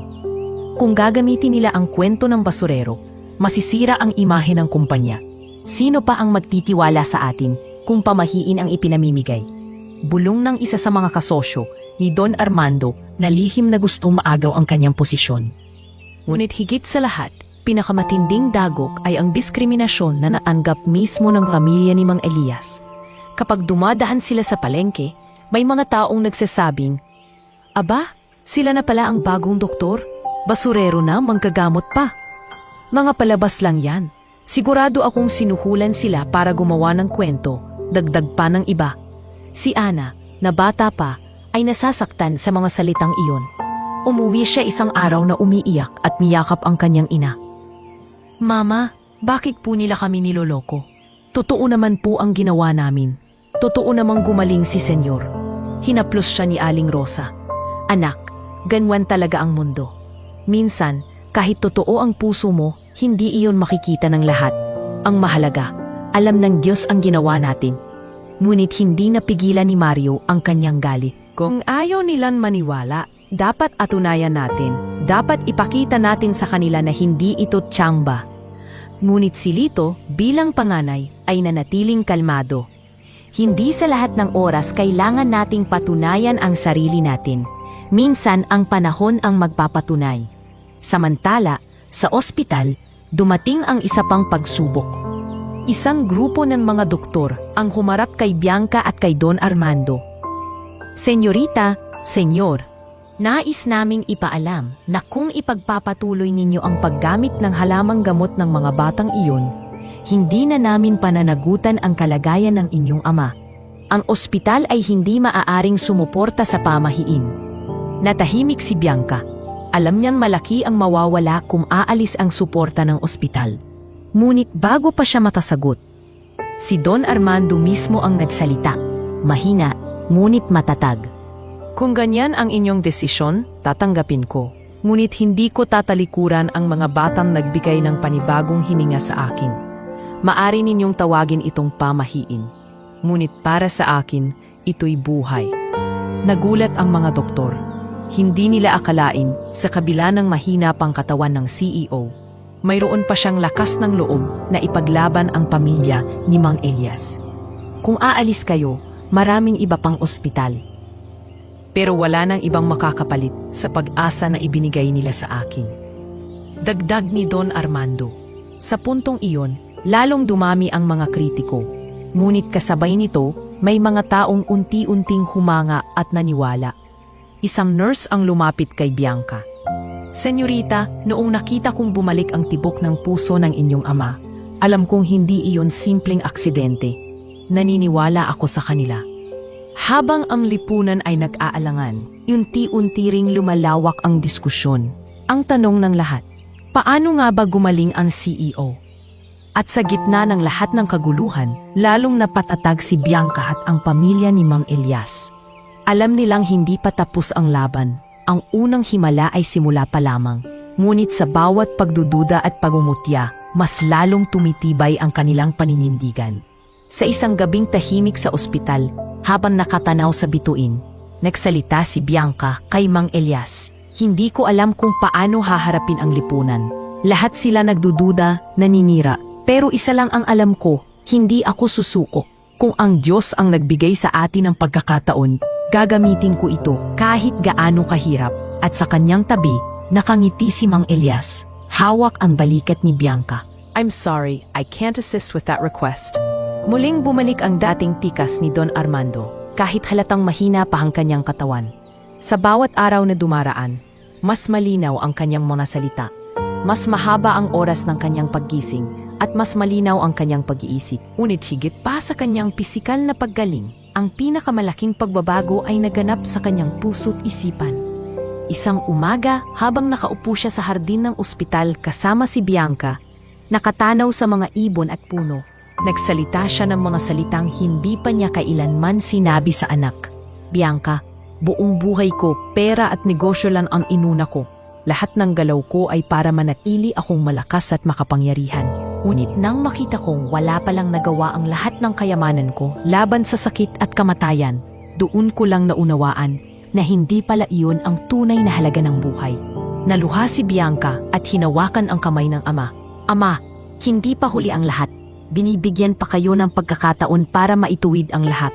Ngumiti si Don Armando at tumango. At alam ko kung kanino ko utang ang pagkakataong ito. Hindi sa mga doktor na sinuko na ako, sa isang pamilyang minamaliit ng lipunan. Ang pamilya ni Mang Elias at ang kanyang mga anak ang nagpakita sa akin ng kabutihan na hindi kayang bilhin ng pera. Kinagabihan pinatawag ni Don Armando si Mang Elias at ang kanyang pamilya. Nang pumasok ang mga ito sa kanyang silid, hindi nila alam kung bakit sila ipinatawag. Senyor, sabi ni Mang Elias na tila nahihiya. Narinig namin na mas gumaganda na po ang kalagayan ninyo. Masaya na po kami roon. Mumiti si Don Armando. Hindi lang mas gumaganda, Mang Elias, na bago ang pananaw ko. At gusto kong magpasalamat sa inyo, hindi lamang sa pamamagitan ng salita, kundi ng gawa. Nagtaka ang tatlong bata. Ano pong ibig ninyong sabihin, Senyor? Tanong ni Lito. Gusto kong suportahan ang inyong mga pangarap. Sagot ng CEO. Lito, gusto mong maging guro. Mario, gusto mong maging scientist. Ana, gusto mong maging doktor. Sa kabila ng kahirapan, nagkaroon kayo ng malalaking pangarap. At iyon ang tunay na kayamanan. Kaya sisikapin kong ipagpatuloy ang inyong edukasyon. Hindi na ninyo kailangang mga lakal para lamang makapasok sa paaralan. Naluha si Aling Rosa at napayakap sa kanyang mga anak. Diyos ko, salamat po, Senyor. Hindi ko po inakalang darating ang araw na ito. Ngunit hindi lang iyon ang plano ni Don Armando. Bukod sa inyong pag-aaral, gusto kong kilalanin at pag-aralan ang inyong kaalaman tungkol sa halamang gamot. Hindi ito dapat manatili lang sa inyo. Kung totoo at mabisa ang mga natuklasan ninyo, dapat itong maipamahagi sa iba. Napangiti si Mario at halos tumalon sa tuwa. Senyor, iyon din po ang gusto naming mangyari, para po hindi na mapabayaan ang mga mahihirap na walang pambili ng gamot. At doon nagsimula ang mas malalim na pagbabago kay Don Armando. Hindi na siya ang dating matigas na CEO na puro negosyo ang iniisip. Sa halip, siya'y naging tagapagtaguyod ng kaalaman na nagmula sa mga taong minamaliit ng lipunan. Nang makalabas siya ng ospital, agad siyang nagbigay ng pahayag sa harap ng media. Nakatayo siya sa entablado, hawak ang mikropono, habang si Bianca at ang pamilya ni Mang Elias ay nasa kanyang tabi. Mga kababayan, panimula niya, marami sa inyo ang nakarinig na tungkol sa aking kondisyon. Totoo, ako'y dineklara ng patay. Totoo rin, wala nang nagawa ang medisina upang ako'y mailigtas. Ngunit narito ako ngayon, buhay, humihinga at nagsasalita sa inyong harapan. At lahat ng ito ay dahil sa isang pamilyang hindi ninyo inaasahan. Isang pamilya ng mga basurero na may dalang kayamanang higit pa sa ginto, ang kanilang malasakit at kaalaman. Nagbulungan ang mga tao. Ang iba'y halatang nagulat. Ang iba namay napatingin sa pamilya ni Mang Elias na may paghanga. Marahil ay tatawanan ninyo ako, pagpapatuloy ni Don Armando. Pero sasabihin ko pa rin, kung hindi dahil sa kanila, hindi na ako naririto ngayon.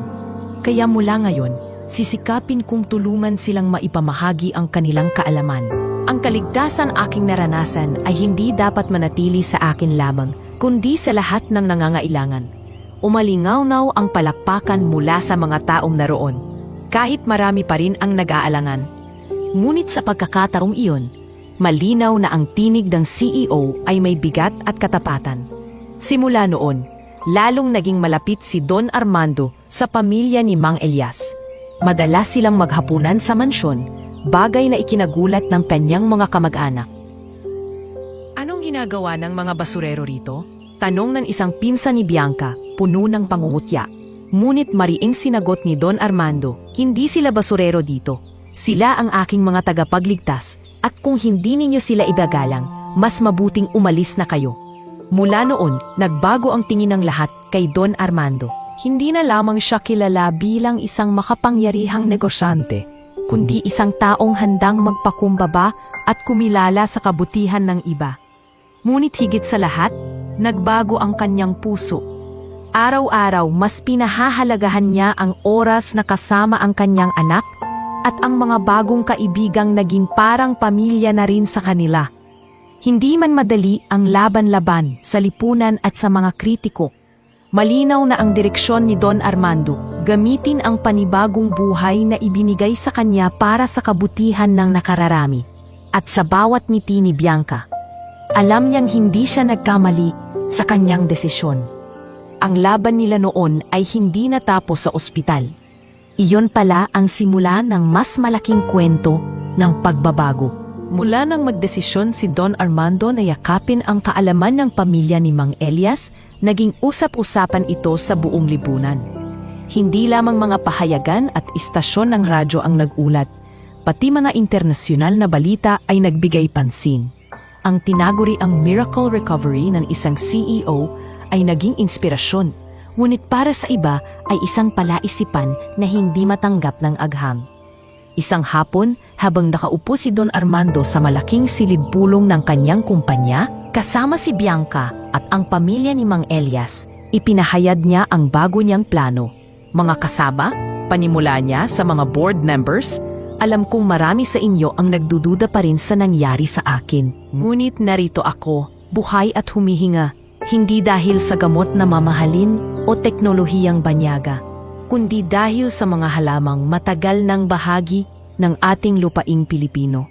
Panahon na para bigyan natin ito ng halaga, kaya't itinatag ko ang Villaverde Research Center for Herbal Medicine. Nagbulungan ang mga board members. Ang ilan ay halatang tutol. Senyor, hindi ba't delikado ito? Ang kumpanya ay nakatutok sa teknolohiya at negosyo. Paano kung masira ang pangalan natin dahil sa mga eksperimento? Ngunit matatag ang CEO. Kung takot ang magiging batayan natin, hindi tayo uusad. Kung hindi ako binigyan ng pamilya ni Mang Elias ng pagkakataon, patay na ako ngayon. Panahon na para isukli ko sa lipunan ang natanggap kong milagro. Iniharap niya ang tatlong bata. Si Lito, si Mario at si Ana, hindi sila mga ordinaryong kabataan. Sila ang magsisimula ng bagong yugto ng ating kumpanya. Sa kanilang karanasan at kaalaman at sa tulong ng agham, makakabuo tayo ng mas makabagong paraan upang gamutin ang mga karamdaman. Sa umpisa, maraming kumontra, Ngunit nang ipakita ni Mario ang ilang simpleng eksperimento gamit ang halamang gamot at ipinaliwanag ni Lito ang mga tala nilang ginawa tungkol sa iba't ibang halaman, nagkaroon ng interes ang iilan. Si Ana, bagamat bata pa, ay nagpakita ng malasakit na nagpatahimik sa lahat. Hindi ito tungkol sa negosyo lamang, sabi ni Ana habang nakatayo sa gitna. Ito ay tungkol sa pagligtas ng mga buhay. Kung ang tatay ko at ang mga kuya ko ay kayang tumulong sa mahihirap naming kapitbahay gamit ang simpleng dahon at ugat, bakit hindi ninyo bibigyan ng pagkakataon na makatulong din kami sa mas marami? Tahimik ang buong silid. Unti-unting lumambot ang puso ng ilan at sa huli, napapayag sila. Mabilis ang naging aksyon. Bumuo ng isang gusali malapit sa ospital, kung saan pinagsama ang makabagong laboratorio at isang maliit na hardin para sa pagtatanim ng mga halamang gamot. Pinangalanan ito ni Don Armando bilang sentro ng pag-asa. Doon nagtutulungan ang mga doktor, siyentista at ang pamilya ni Mang Elias upang pag-aralan ang bisa ng mga halamang tinuro ng mga bata. Dumagsa ang mga eksperto mula sa iba't ibang bansa. "We've never seen anything like this," sabi ng isang banyaga na scientist habang sinusuri ang dahon ng lagundi. "If proven effective, this could change the future of medicine." Samantala, hindi nakalimutan ni Don Armando ang mga pangarap ng tatlong bata. Pinag-aral niya sila sa mga pinakamusay na paaralan. Ngunit hindi tulad ng ibang mayayaman na pinapabayaan na lang ang mga skolar. Sinigurado niyang kasama sila sa bawat desisyon. "Lito," sabi niya isang gabi, "gusto kong ikaw ang mamuno balang araw sa pagtuturo ng kahalagahan ng halamang gamot sa mga kabataan. Maraming bata ang tulad mo na nangangarap, ngunit hindi nabibigyan ng pagkakataon. Mario," dagdag niya, "ikaw ang magiging tulay ng siyensya at tradisyon. Huwag mong hayaan na ang kaalaman ninyo ay tawaging pamahiin lamang. Patunayan mo sa kanila na may katotohanan dito." At sa huli, hinawakan niya ang kamay ni Ana. "At ikaw, Ana, balang araw magiging doktor ka. Ngunit huwag mong kalimutan ang pinagmulan mo. Gamitin mo ang puso mo, hindi lang ang utak." Habang lumalaki ang proyekto, mas dumami ang mga taong lumalapit sa sentro ng pag-asa. Mga pasyenteng hindi na kayang gumastos para sa mamahaling gamot, mga pamilya na nawalan na ng pag-asa, at mga taong nais makakita ng alternatibong lunas. Marami ang natulungan at unti-unti napansin ng lipunan na hindi pala dapat maliitin ang kakayahan ng kalikasan at ng mga taong marunong gumamit nito. Ngunit hindi naging madali ang lahat. May mga kumpanya ng gamot na nadama ang banta. Nagpadala sila ng mga liham, nagbanta ng demanda, at sinubukang siraan ang sentro ng pag-asa sa publiko. May mga artikulong lumabas, "Villa Verde Company nalilihis ng landas, Basurero Family, huwag ninyong tularan." Ngunit sa bawat paninira, mas lalong nagiging matatag si Don Armando. Sa isang press conference, harap-harapan niyang sinabi, "Kung ang tawag ninyo sa amin ay baliw dahil binibigyan namin ng halaga ang kalikasan, mas gugustuhin kong maging baliw kaysa hayaan ang mahihirap na mamatay dahil hindi nila kayang bumili ng gamot." Naging inspirasyon ang kanyang pahayag sa maraming tao. Unti-unti, dumami ang mga sumusuporta. May mga guro na nagturo tungkol sa halamang gamot sa kanilang klase. May mga barangay na nagtanim ng sariling lagundi, sambong at iba pang halaman sa kanilang mga dakuran. At sa gitna ng lahat ng ito, kitang-kita ang pagbabago kay Don Armando. Mula sa isang CEO na dati tinitingala dahil sa yaman at kapangyarihan, naging simbolo siya ng pag-asa at pagbabagong panlipunan. Hindi na siya ang negosyanteng naniningil ng respeto, kundi isang lider na nagbibigay inspirasyon. Isang gabi, habang nakaupo sa hardin ng mansyon, magkasama si Bianca at ang pamilya ni Mang Elias. Tahimik silang nagmamasid sa mga bituin. "Alam nyo," sabi ni Bianca, "hindi ko inakala na ang araw na halos mawalan ako ng ama ang magiging simula ng pagbabago sa ating lahat. Kung hindi dahil sa inyo, baka wala na siya ngayon. At higit pa roon, baka hindi rin namin nakita ang tunay na kahulugan ng buhay." Ngumiti si Mang Elias at tumugon, "Senyorita, hindi kami gumawa ng milagro. Ang milagro ay nangyari dahil butas ang puso ninyo na tanggapin ang mga tulad namin. Hindi lahat ng mayayaman ay handang makinig sa mahihirap. At iyan ang tunay na dahilan kung bakit nagtagumpay tayo." At sa katahimikan ng gabi, malinaw sa lahat na isang bagong kumpanya ang isinilang, hindi lang para sa negosyo, kundi para sa kapakanan ng lahat. Isang kumpanyang pinanganak mula sa kabutihan, malasakit at pananampalataya. Habang patuloy na lumalago ang sentro ng pag-asa at mas marami ang natutulungan ng kombinasyon ng siyensya at halamang gamot, nagsimula ring lumakas ang dalit ng mga kalaban. Ang mga malalaking kumpanya ng gamot na nakadepende sa pagbebenta ng mamahaling medisina ay nakaramdam ng banta.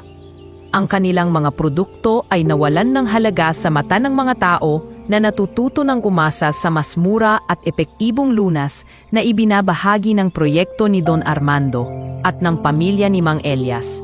Isang araw, habang naglalakad si Bianca papasok sa gusali ng research center, sinalubong siya ng isang abogadong nakasuot ng mamahaling Amerikana.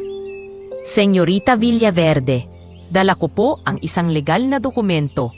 Ang inyong sentro ng pag-asa ay kakasuhan dahil sa umano'y maling panggagamot na nagdulot ng panganib sa buhay ng ilang pasyente. Nabigla si Bianca. Anong ibig ninyong sabihin? Wala kaming inilalabas na gamot nang walang pahintulot ng mga doktor. Lahat ay maingat naming sinusuri. Mumisi ang abogado. Hindi na iyon ang mahalaga.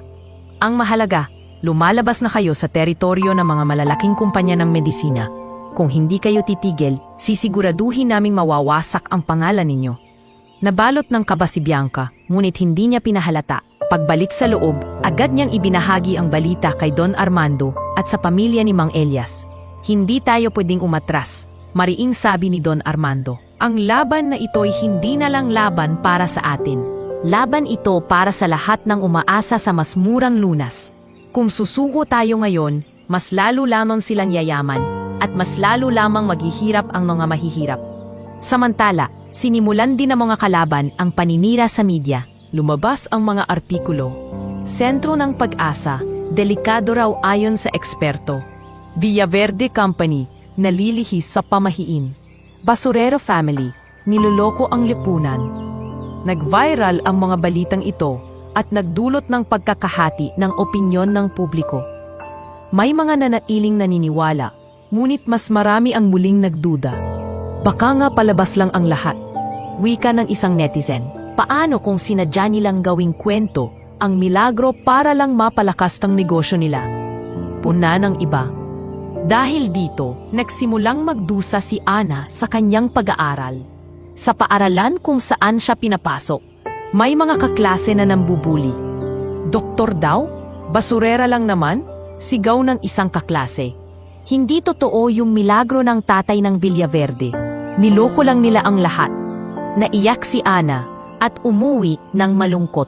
Mama, ayoko na pong pumasok. Lagi po nila akong tinutukso. Sinasabi nilang sinungaling kami. Hinaplos siya ni Aling Rosa. Anak, huwag mong hayaan na masira ang pangarap mo dahil sa salita ng iba. Ang katotohanan ay hindi mo kailangang patunayan sa lahat. Magpatuloy ka lang sa kabutihan at darating ang panahon, sila mismo ang kikilala sa'yo. Ngunit hindi lang si Ana ang naging biktima. Isang gabi, habang pauwi si Mang Elias mula sa pagbabantay sa hardin ng halamang gamot, may dalawang lalaking nakaitim ang humarang sa kanya. Tumigil na kayo sa ginagawa ninyo, malamig na sabi ng isa. Kung hindi, baka may mangyaring masama sa pamilya ninyo. Nanginginig si Mang Elias, ngunit buong tapang na tumugon. Kung tingin ninyo matatakot ninyo kami, nagkakamali kayo. Hindi para sa sarili namin ang ginagawa namin. Para ito sa mga taong walang kakayahang magpagamot. Bago siya tuluyang iniwan, may ibinulong ang isa sa mga lalaki. Hindi nyo kakayanin ang kapangyarihan ng mga nasa itaas. Tandaan mo yan. Pagbalik ni Mang Elias sa kanilang tahanan, agad niyang ibinahagi ang pangyayari kay Don Armando. Nag-init ang ulo ng CEO. Kung akala nila'y matatakot tayo, mas lalo lang nila akong punatitibay. Noon ang laban ko'y para sa negosyo. Ngayon, laban ko na ito para sa buhay ng mas marami. Bilang tugon, nagdaos si Don Armando ng isang press conference.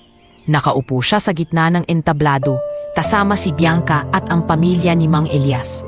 Sa harap ng mga kamera, diretsong nagsalita ang CEO. Alam kong marami ang kumakalaban sa amin. Alam kong maraming paninira ang kumakalat laban sa aming ginagawa. Ngunit hinding-hindi kami titigil. Ang sentro ng pag-asa ay hindi proyekto ng pamahiin, kundi proyekto ng malasakit. Kung ang mga kumpanya ng gamot ay nag-aalala na bumabagsak ang kanilang kita, problema nila iyon.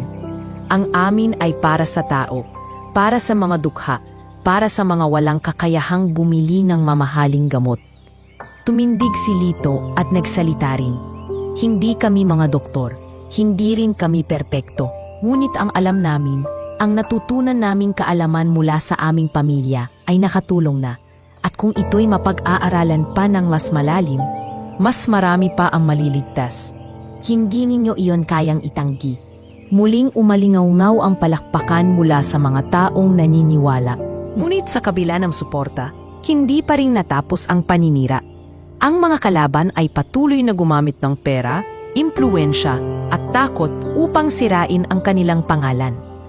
Sa mga gabing iyon, madalas magtanong si Bianca kay Don Armando, "Ama, kaya pa po ba natin? Napakaraming humahadlang." Ngumiti si Don Armando, bakas ang tiwala. "Anak, hindi na tayo nag-iisa. Ang daming tao ang sumusuporta kahit hindi lahat ay nagsasalita. At higit sa lahat, may Diyos na gumagabay. Tandaan mo, hindi sa laki ng kalaban sinusukat ang laban, kundi sa tatag ng paninindigan." Sa kabila ng lahat ng paninira, nanatiling nagkakaisa ang pamilya Villaverde at ang pamilya ni Mang Elias. At habang mas pinipilit silang pabagsakin ng mga kalaban, mas lalo silang tumitibay at mas lalong nagiging malinaw ang kanilang layunin. Ipaglaban ang katotohanan at ipamahagi ang kaalamang makakapagligtas ng maraming buhay. Lumipas ang mga taon at tuluyang lumaki ang tatlong anak ni Mang Elias, sina Lito, Mario at Ana. Hindi na sila mga batang nagdadala ng dahon at pinaglagaan sa mga kapitbahay. Sila na ngayon ang bagong mukha ng sentro ng pag-asa, katuwang ni Don Armando at ni Bianca sa pagpapatuloy ng advokasya. Ngunit kasabay ng paglago ng kanilang kaalaman at impluensya, dumating din ang mabibigat na pagsubok na magtutulak sa kanila upang patunayan ang kanilang halaga. Si Lito bilang panganay ay nagpakadalubhasa sa larangan ng botany. Pinag-aralan niya ang bawat halaman sa kanilang lupain at nakipagtulungan sa mga siyentista upang tukuyin ang mga compound na maaaring maging gamot. Sa kanyang murang edad, kinilala siya bilang eksperto sa iba't ibang universidad, ngunit hindi lahat ay natuwa. May ilang propesor na kumuwestiyon sa kanya, sinasabing, "Wala kang PhD, paano ka nagiging eksperto? Anak ka lang ng basurero." Sa bawat pagtatalo, pinapanatili ni Lito ang kanyang dignidad. Hindi ang titulo ang sukatan ng karunungan, kundi ang katapatan at resulta ng iyong ginagawa. Tugon niya sa isang internasyonal na komperensya. Samantala, si Mario ay nagtuon sa chemistry. Nais niyang pagsamahin ang agham at tradisyon upang patunayan na may basehan ang mga halamang gamit nila. Gumugol siya ng oras sa laboratorio, gumagawa ng mga eksperimento na magpapatibay sa kanilang kaalaman. Ngunit isang malakas na kumpanya mula sa ibang bansa ang nagtangkang agawin ang kanyang pananaliksik. Nagpadala sila ng lihim na alok. "Ibenta mo na lang ang iyong formula. Bibigyan ka namin ng kayamanan at pangalan." Mariing tinanggihan ni Mario ang alok. "Hindi pera ang layunin ko, kundi ang kaligtasan ng mga taong walang kakayahang bumili ng mamahaling gamot." Ngunit kapalit ng pagtanggi niya ay mga banta at paninira na muli nilang kinailangang harapin. Samantala't si Ana ay nagsimula na ring mag-aral ng medisina. Bata pa siya, ngunit kitang-kita ang kanyang determinasyon. Sa bawat klase, madalas siyang tinatanong ng mga propesor, "Kung ikaw ay magiging doktor, iiwanan mo na ba ang pamahiing kinalakhan ninyo?" Ngunit matapang siyang sumagot, "Hindi pamahiin ang aming kaalaman. Ito ay tradisyon na may patunay sa karanasan at siyensya. Hindi ko iiwan, bagkus pagsasamahin ko." Habang lumalaki ang kanilang papel, dumating ang mga international challenges. May mga dayuhang kumpanya na nagtangkaring magpakitang gilas sa larangan ng herbal medicine. Nagdao sila ng malalaking forum, ipinakita ang kanilang teknolohiya at inimbentong gamot. Ngunit sa huli, mas pinili ng maraming eksperto na kilalanin ang mga anak ni Mang Elias. Ang kakaiba sa inyo, sabi ng isang kilalang scientist, ay hindi lamang ang inyong kaalaman, kundi ang inyong malasakit. Hindi kayo nagtatrabaho para yumaman, kundi para magligtas ng buhay. At iyon ang hindi matutumbasan ng anumang diploma o titulo. Dahil dito, naging inspirasyon sina Lito, Mario at Ana sa maraming kabataan. Sa mga komunidad na dati tinutukso silang anak ng basurero, ngayon nagiging huwaran sila. May mga batang lumalapit kay Ana at nagsasabing, "Ate, gusto ko ring maging doktor tulad mo para makatulong sa mga mahihirap." Si Lito naman ay madalas puntahan ng mga estudyante upang magtanong tungkol sa iba't ibang halaman. At si Mario, na kilala bilang eksperto sa chemistry, ay hinahangaan ng mga kabataan na nais ipagpatuloy ang siyensya para sa kabutihan ng nakararami. Ngunit sa kabila ng lahat, alam nilang hindi pa tapos ang laban. Ang mga kalaban sa negosyo ay patuloy na naghahanap ng butas upang sirain sila.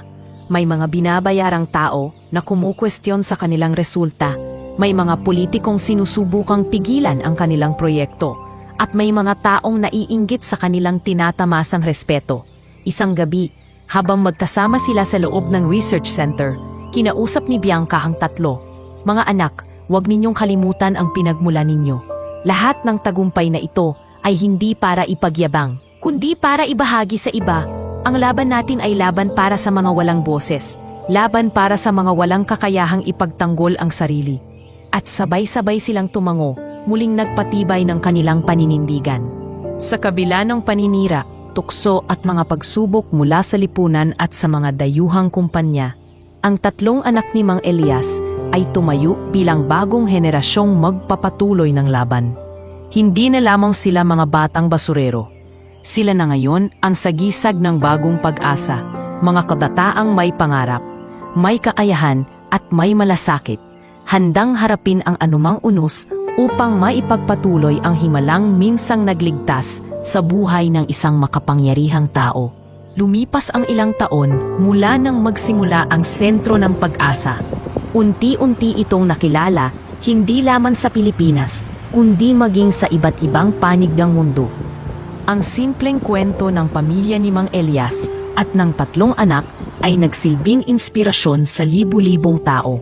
Ngunit dumating ang puntong kailangan nilang patunayan sa mas mataas na antas na ang kanilang pananaliksik at proyekto ay may tunay na halaga. Isang araw, dumating ang imbitasyon mula sa World Health Assembly, isang prestigyosong pagtitipon ng mga doktor, siyentista at eksperto mula sa iba't ibang bansa.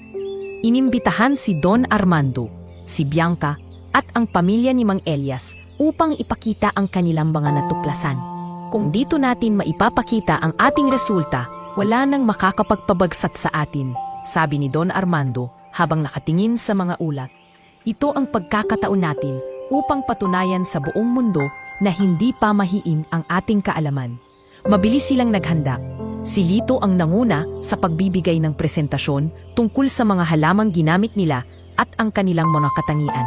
Inakita niya ang dokumentadong tala ng bawat halaman, ang paraan ng paglaki nito at ang epekto sa katawan. Si Mario naman ay naghanda ng mga eksperimento upang ipakita ang aktibong compound ng mga halamang pinag-aralan nila. Si Ana, bagamat mas bata, ay inatasan na magsalaysay ng mga testimonya ng mga pasyenteng gumaling sa kanilang mga lunas. Dumating ang araw ng malaking pagpupulong. Punong-puno ang conference hall ng iba't ibang eksperto mula sa Amerika, Europa, Asia at Afrika. Halatang marami ang nagduda, ngunit may ilan ding sabik na marinig ang kanilang presentasyon. Tumayo si Lito at nagsimula. "Ako po si Lito, panganay na anak ni Mang Elias. Gusto kong ipakita sa inyo ang mga halamang dati tinatawag na gamot ng mahirap, ngunit napatunayang nakaliligtas ng buhay. Ang lagundi, sambong at iba pang halaman ay hindi lamang pampalubag loob. May mga aktibong sangkap itong kinilala ng aming mga eksperimento." Ipinakita niya ang slides ng bawat halaman, pati na ang mga dokumento ng kanilang paggamit sa iba't ibang pasyente. Sumunod si Mario na may dalang samples. Narito po ang resulta ng aming laboratory tests. Sa tulong ng mga eksperto, napatunayan naming may kakayahan ang ilang halaman na palakasin ang puso, pababain ang lagnat, at paluwagin ang paghinga. Hindi ito haka-haka lamang. Nagbulungan ang mga eksperto. Ang ilan ay nagulat, ang iba na may tila hindi kumbinsido. Ngunit nang magsalita si Ana, nag-iba ang ihip ng hangin. Ako po si Ana, mahinhinyang panimula, at ako po ay magiging doktor balang araw. Gusto ko pong ibahagi ang mga kwento ng mga taong natulungan namin. Narito si Aling Eresa, isang ina na may sakit sa baga, na nakalakad muli matapos ang ilang buwan. Narito si Mang Ramon, na halos mawalan ng pag-asa sa kanyang sakit sa puso, ngunit gumaling dahil sa ating pinaghalong lunas. Kasabay ng kanyang paglalahad ay lumabas sa entablado ang ilan sa mga pasyente na mismo nilang natulungan. Ang ilan ay tumestigo sa harap ng lahat, umiiyak at nagpapasalamat. Kung hindi po dahil sa kanila, patay na po sana ako ngayon, sabi ni Mang Ramon. Muling nag-ingay ang conference hall, ngunit sa pagkakataong ito, hindi na puro pagdududa. Marami ang namangha at ilan pa'y nagbigay ng palakpakan. Matapos ang presentasyon, lumapit ang isang kilalang siyentista mula sa Europa. Hindi ko akalain na ang mga halamang madalas naming nakikita lamang bilang pangkaraniwan ay may ganitong potensyal. Kayo ang kauna-unahang grupo na nagbigay ng sapat na ebidensya upang pagsamahin ang tradisyon at modernong agham. Hindi pa rin nawala ang ilang kritiko, ngunit kailangan pa itong dumaan sa masusing proseso. Hindi sapat ang testimonya upang sabihing ito ay ligtas para sa lahat, sabi ng isang doktor mula sa Amerika. Ngunit mahinahon silang sinagot ni Mario. Alam po namin iyon at handa kaming makipagtulungan sa inyo. Hindi namin sinasabing tapos na ang laban. Ito pa lamang ang simula. Sa pagtatapos ng pulong, formal na kinilala ng World Health Assembly ang Sentro ng Pag-asa bilang isa sa mga nangungunang institusyon na nagtataguyod ng integrasyon ng tradisyonal at makabagong medisina. Muli silang pinalakpakan ng lahat. Pag-uwi nila sa Pilipinas, sinalubong sila ng mga taong natutuwa at nagmamalaki. Dumagsa ang mga pasyente mula sa iba't ibang panig ng bansa at maging ng mundo. Ang dating maliit na research center ay lumaki at naging isang pandaigdigang institusyon. Isang gabi, nagtipon-tipon sila sa hardin ng mansyon. Nandoon si Don Armando, Bianca at ang pamilya ni Mang Elias. Tahimik silang nagpasalamat sa isa't isa. Hindi ko akalain na darating ang araw na kikilalanin tayo sa buong mundo, sabi ni Mang Elias habang nakatingin sa mga anak. Pero hindi ito mangyayari kung hindi dahil sa tapang at determinasyon ninyo. Ngumiti si Don Armando at tumugon. At hindi rin ito mangyayari kung hindi ninyo ako iniligtas noong araw na iyon. Mula sa isang milagro, nagsimula ang lahat ng ito. Ngayon mayroon na tayong pundasyon para sa mas maliwanag na kinabukasan. Sa gabing iyon, muling pinagtibay ng lahat ang kanilang pangarap. Ang sentro ng pag-asa ay hindi lamang para sa kanila, kundi para sa buong mundo. At sa gitna ng mga bituin, malinaw ang kanilang misyon. Ipagpatuloy ang laban upang ang agham at tradisyon ay magtagpo.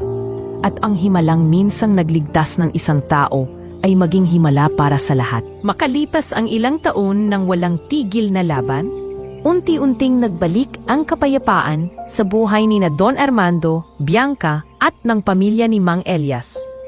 Ang dating tensyon mula sa mga kalaban, ang paninira ng mga kumpanya ng gamot at ang mga duda ng lipunan ay humupa ng dahil sa patuloy na tagumpay ng Sentro ng Pag-asa.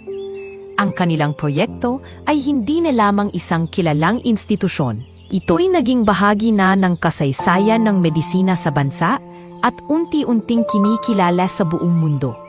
Sa mansyon ng pamilya Villaverde, nagkaroon ng isang pagtitipon.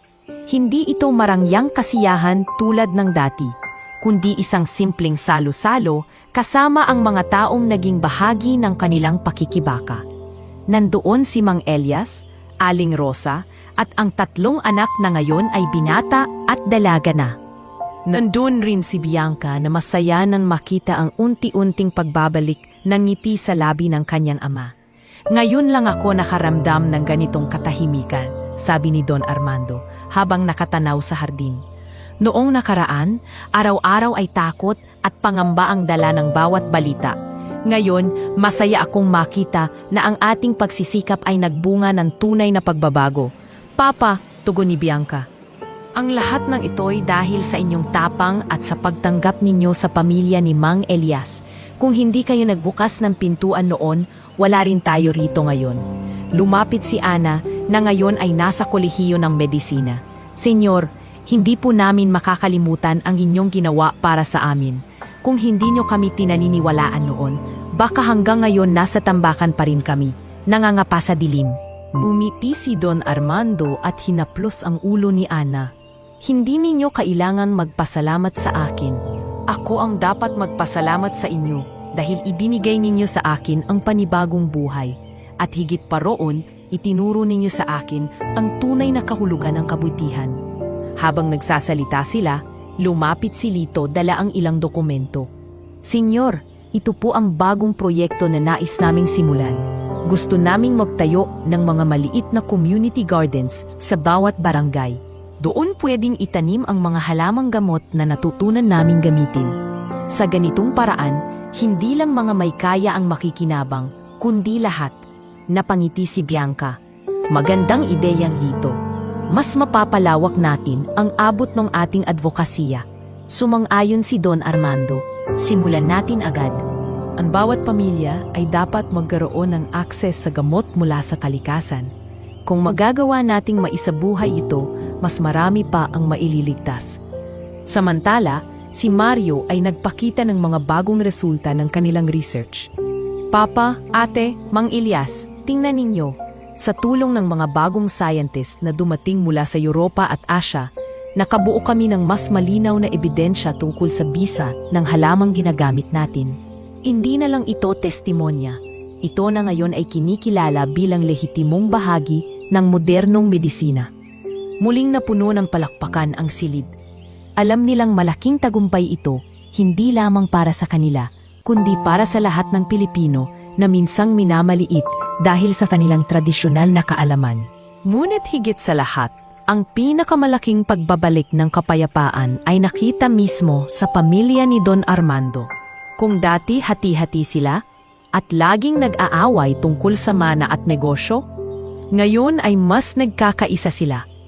Ang mga pinsan at tiyuhin na dating nagalit kay Bianca ay dahan-dahang bumalik at humingi ng tawad. Pasensya na Bianca, sabi ng isa sa kanyang mga tiyuhin. Hindi namin nakita noon ang kabutihan sa inyong ginawa. Ang nasa isip lang namin ay kayamanan at negosyo. Mahinahon siyang gumiti. Wala na po iyon. Ang mahalaga, natuto na tayo ngayon. At sana'y tulungan ninyo kaming ipagpatuloy ang laban na ito. Hindi naglaon, naging simbolo ng pagbabago si Mang Elias sa kanilang komunidad. Kung dati kinukutya siyang basurero, ngayon ay kinikilala siyang bayani. Sa mga barangay at eskwelahan, madalas siyang iniimbitahan upang magbigay ng inspirasyon. Hindi hadlang ang kahirapan para makatulong, sabi niya sa isang pagtitipon. Kung kaya naming mga walang-wala noon na magbigay ng pag-asa, kaya rin ninyong lahat. Si Aling Rosa naman ay naging katuwang sa mga kababaihan sa komunidad. Nagtuturo kung paano gumawa ng mga simpleng remedyo mula sa mga halaman. Nagkaroon ng mga seminar at workshop at dumagsa ang mga taong sabik matuto at sa bawat bagong pamilya na natulungan ng kanilang proyekto, mas lalo pang lumalawak ang kapayapaan. Hindi na ito kapayapaang panlabas lamang, kundi kapayapaang nakaugat sa pagkakaunawaan, pagtutulungan at pagmamahalan ng bawat isa. Isang gabi, habang naaupo sa beranda si Don Armando, kasama si Bianca, nagtanong siya. Anak, sa tingin mo ba, sapat na ang nagawa natin? Ngumiti si Bianca. Ama, ang mahalaga nagsimula tayo. Ang mga ginawa natin ngayon ay magpapatuloy sa susunod na henerasyon. Ang 3 anak ni Mang Elias ang magdadala ng apoy ng pag-asa. Ang ating pamilya ay muling nagkaisa. At higit sa lahat, ang mga tarong dati walang kakayahang magpagamot ay ngayon may bagong pag-asa. Pumango si Don Armando At sa unang pagkakataon, matapos ang napakahabang panahon, ramdam niyang kumpleto na ang kanyang buhay. Hindi na siya natatakot sa hinaharap. Ang mahalaga, natupad niya ang kanyang misyon. Hindi lamang bilang isang CEO, kundi bilang isang ama at bilang isang tao. Sa gabing iyon, sa ilalim ng mga bituin naghari ang kapayapaan. Isang kapayapaang pinaghirapan, pinaglaban at pinanatili sa kabila ng lahat ng unos. At ito ang nagsilbing patunay na sa dulo ng bawat pagsubok, ang pag-ibig, malasakit at pagkakaisa ang tunay na magbabalik ng liwanag sa buhay ng bawat isa. Lumipas pa ang maraming taon at sa bawat araw na gumaraan ay lalong pinagtibay ng panahon ang mga binhi ng pag-asa na itinanim ni na Don Armando, Bianca at ng pamilya ni Mang Elias. Ang sentro ng pag-asa ay hindi na lamang isang research center. Ito na'y naging pandaigdigang modelo ng integrasyon ng tradisyonal at modernong medisina. Dumadagsa ang mga doktor, scientist at estudyante mula sa iba't ibang bansa upang matuto. Ngunit sa kabila ng lahat ng tagumpay na ito, dumating din ang oras na hindi maiiwasan. Si Don Armando, na minsang idineklara ng patay ngunit muling binigyan ng buhay, ay unti-unting bumigay muli sa lakas ng katawan.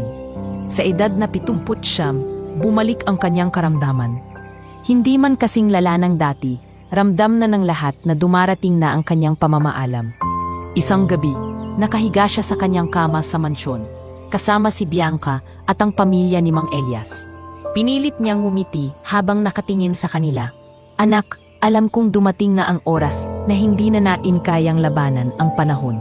Ngunit hindi ako malulungkot dahil bago ako tuluyang lumisan, nakita kong nagbunga ang lahat ng ating pagsisikap. Lumapit si Bianca at hinawakan ang kamay ng kanyang ama. Papa, huwag kayong magsalita ng ganyan. Marami pa kayong maituturo sa amin. Ngumiti si Don Armando. Bianca, nakapagturo na ako ng sapat. Ang tunay na guro na ngayon ay ang panahon at ang mga taong kasama natin sa laban. At higit sa lahat, ang 3 batang minsan ay tinawag na anak ng basurero, sila na ngayon ang magpapatuloy ng lahat ng ito. Lumapit sina Lito, Mario at Ana. Si Lito, na ngayoy kilalang botanist, ay nagsalita. Senyor, hindi kami titigil. Ang mga pangarap ninyo ay gagawin naming katotohanan. Sumunod si Mario, na naging kilalang scientist. Hinding-hindi namin ipagpapalit ang aming kaalaman para lamang sa kayamanan. Itutuloy namin ang laban para sa mga mahihirap. At si Ana, na ngayoy ganap ng doktor, ay umupo sa tabi ng kama. Senyor, kahit mawala man kayo, mananatili sa amin ang inyong aral na ang kabutihan at malasakit ang tunay na gamot sa lahat ng sugat. Naluha si Don Armando, ngunit mumiti. Kung ganoon, wala na akong hihilingin pa, kundi isang mapayapang paglisan. Bago siya nalagutan ng hininga, mahina niyang binigkas ang mga salitang, "Salamat sa pangalawang buhay. Salamat sa inyo." Ang kanyang libing ay dinaluhan ng libu-libong tao. Hindi lamang mga kilalang personalidad at politiko, kundi pati mga ordinaryong tao na natulungan ng sentro ng pag-asa. Ang mga pasyente na minsang binigyan ng pag-asa ay nagdala ng mga bulaklak at ang ilan ay umiyak habang sinasabi, kung hindi dahil sa kanya at sa pamilya ni Mang Elias, wala na kami ngayon. Sa araw ng libing, nagsalita si Bianca sa harap ng lahat. Ang aking ama ay hindi iniwanan ng mundo bilang isang mayamang CEO, kundi bilang isang tao na natutong magmahal, magtiwala at magbigay ng pag-asa. Ang kanyang kwento ay nagpapaalala sa atin na ang tunay na yaman ay hindi pera, kundi ang kakayahang pagbigay buhay sa iba. Nakatayo sa tabi ni Bianca ang pamilya ni Mang Elias. Si Mang Elias mismo, bagamat matanda na, ay nagpahayag ng kanyang damdamin. Si Don Armando ay hindi naging dayuhan sa amin. Tinanggap niya kami at itinuring na pamilya. Kung noon ay iniligtas namin siya mula sa bingit ng kamatayan, siya naman ang nagligtas sa amin mula sa buhay ng kawalan. Ang aming mga anak ay nagkaroon ng kinabukasan dahil sa kanya. Pagkatapos ng libing, muling bumalik sa sentro ng pag-asa ang tatlong anak upang ipagpatuloy ang kanilang misyon. Ang mga naiwang proyekto ni Don Armando ay kanilang pinagtulungan upang maisakatuparan. Dumami ang mga sangay ng center sa iba't ibang probinsya at unti-unti ring umabot sa ibang bansa. Si Lito ay nagturo sa mga unibersidad, hindi lamang sa Pilipinas, kundi sa labas ng bansa, at hinikayat ang mga kabataan na bigyan ng halaga ang sariling kaalaman ng mga Pilipino.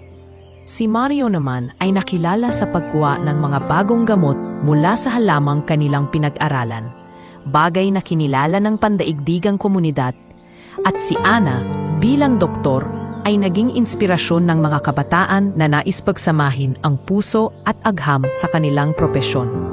Lumipas ang panahon at ang pangalan ni Don Armando ay nanatiling buhay sa puso ng lahat. Ang kanyang pamana ay hindi lamang ang yaman na naiwan sa kanyang pamilya, kundi ang sentro ng pag-asa at ang inspirasyong dala nito. Ang pamilya ni Mang Elias ay kinilala bilang sagisag ng pagbabago, mula sa kahirapan hanggang sa pag-abot ng pangarap na hindi lamang para sa sarili kundi para sa lahat. At sa huli, ang kanilang kwento ay naging alamat na ikinukwento ng mga guro sa kanilang klase, ng mga magulang sa kanilang mga anak, at ng mga kabataan sa isa't isa. Isang kwento na nagpapaalala na ang himala ay hindi palaging dumarating sa anyo ng mahika, kundi sa anyo ng malasakit, kabutihan, at pagkakaisa. Sa pagtatapos ng kanilang paglalakbay, iniwan nila sa mundo ang isang malinaw na aral. Ang tunay na himala ay nangyayari kapag ang mayaman at mahirap ay nagtagpo sa isang layunin, ang magligtas ng buhay at magbigay ng pag-asa.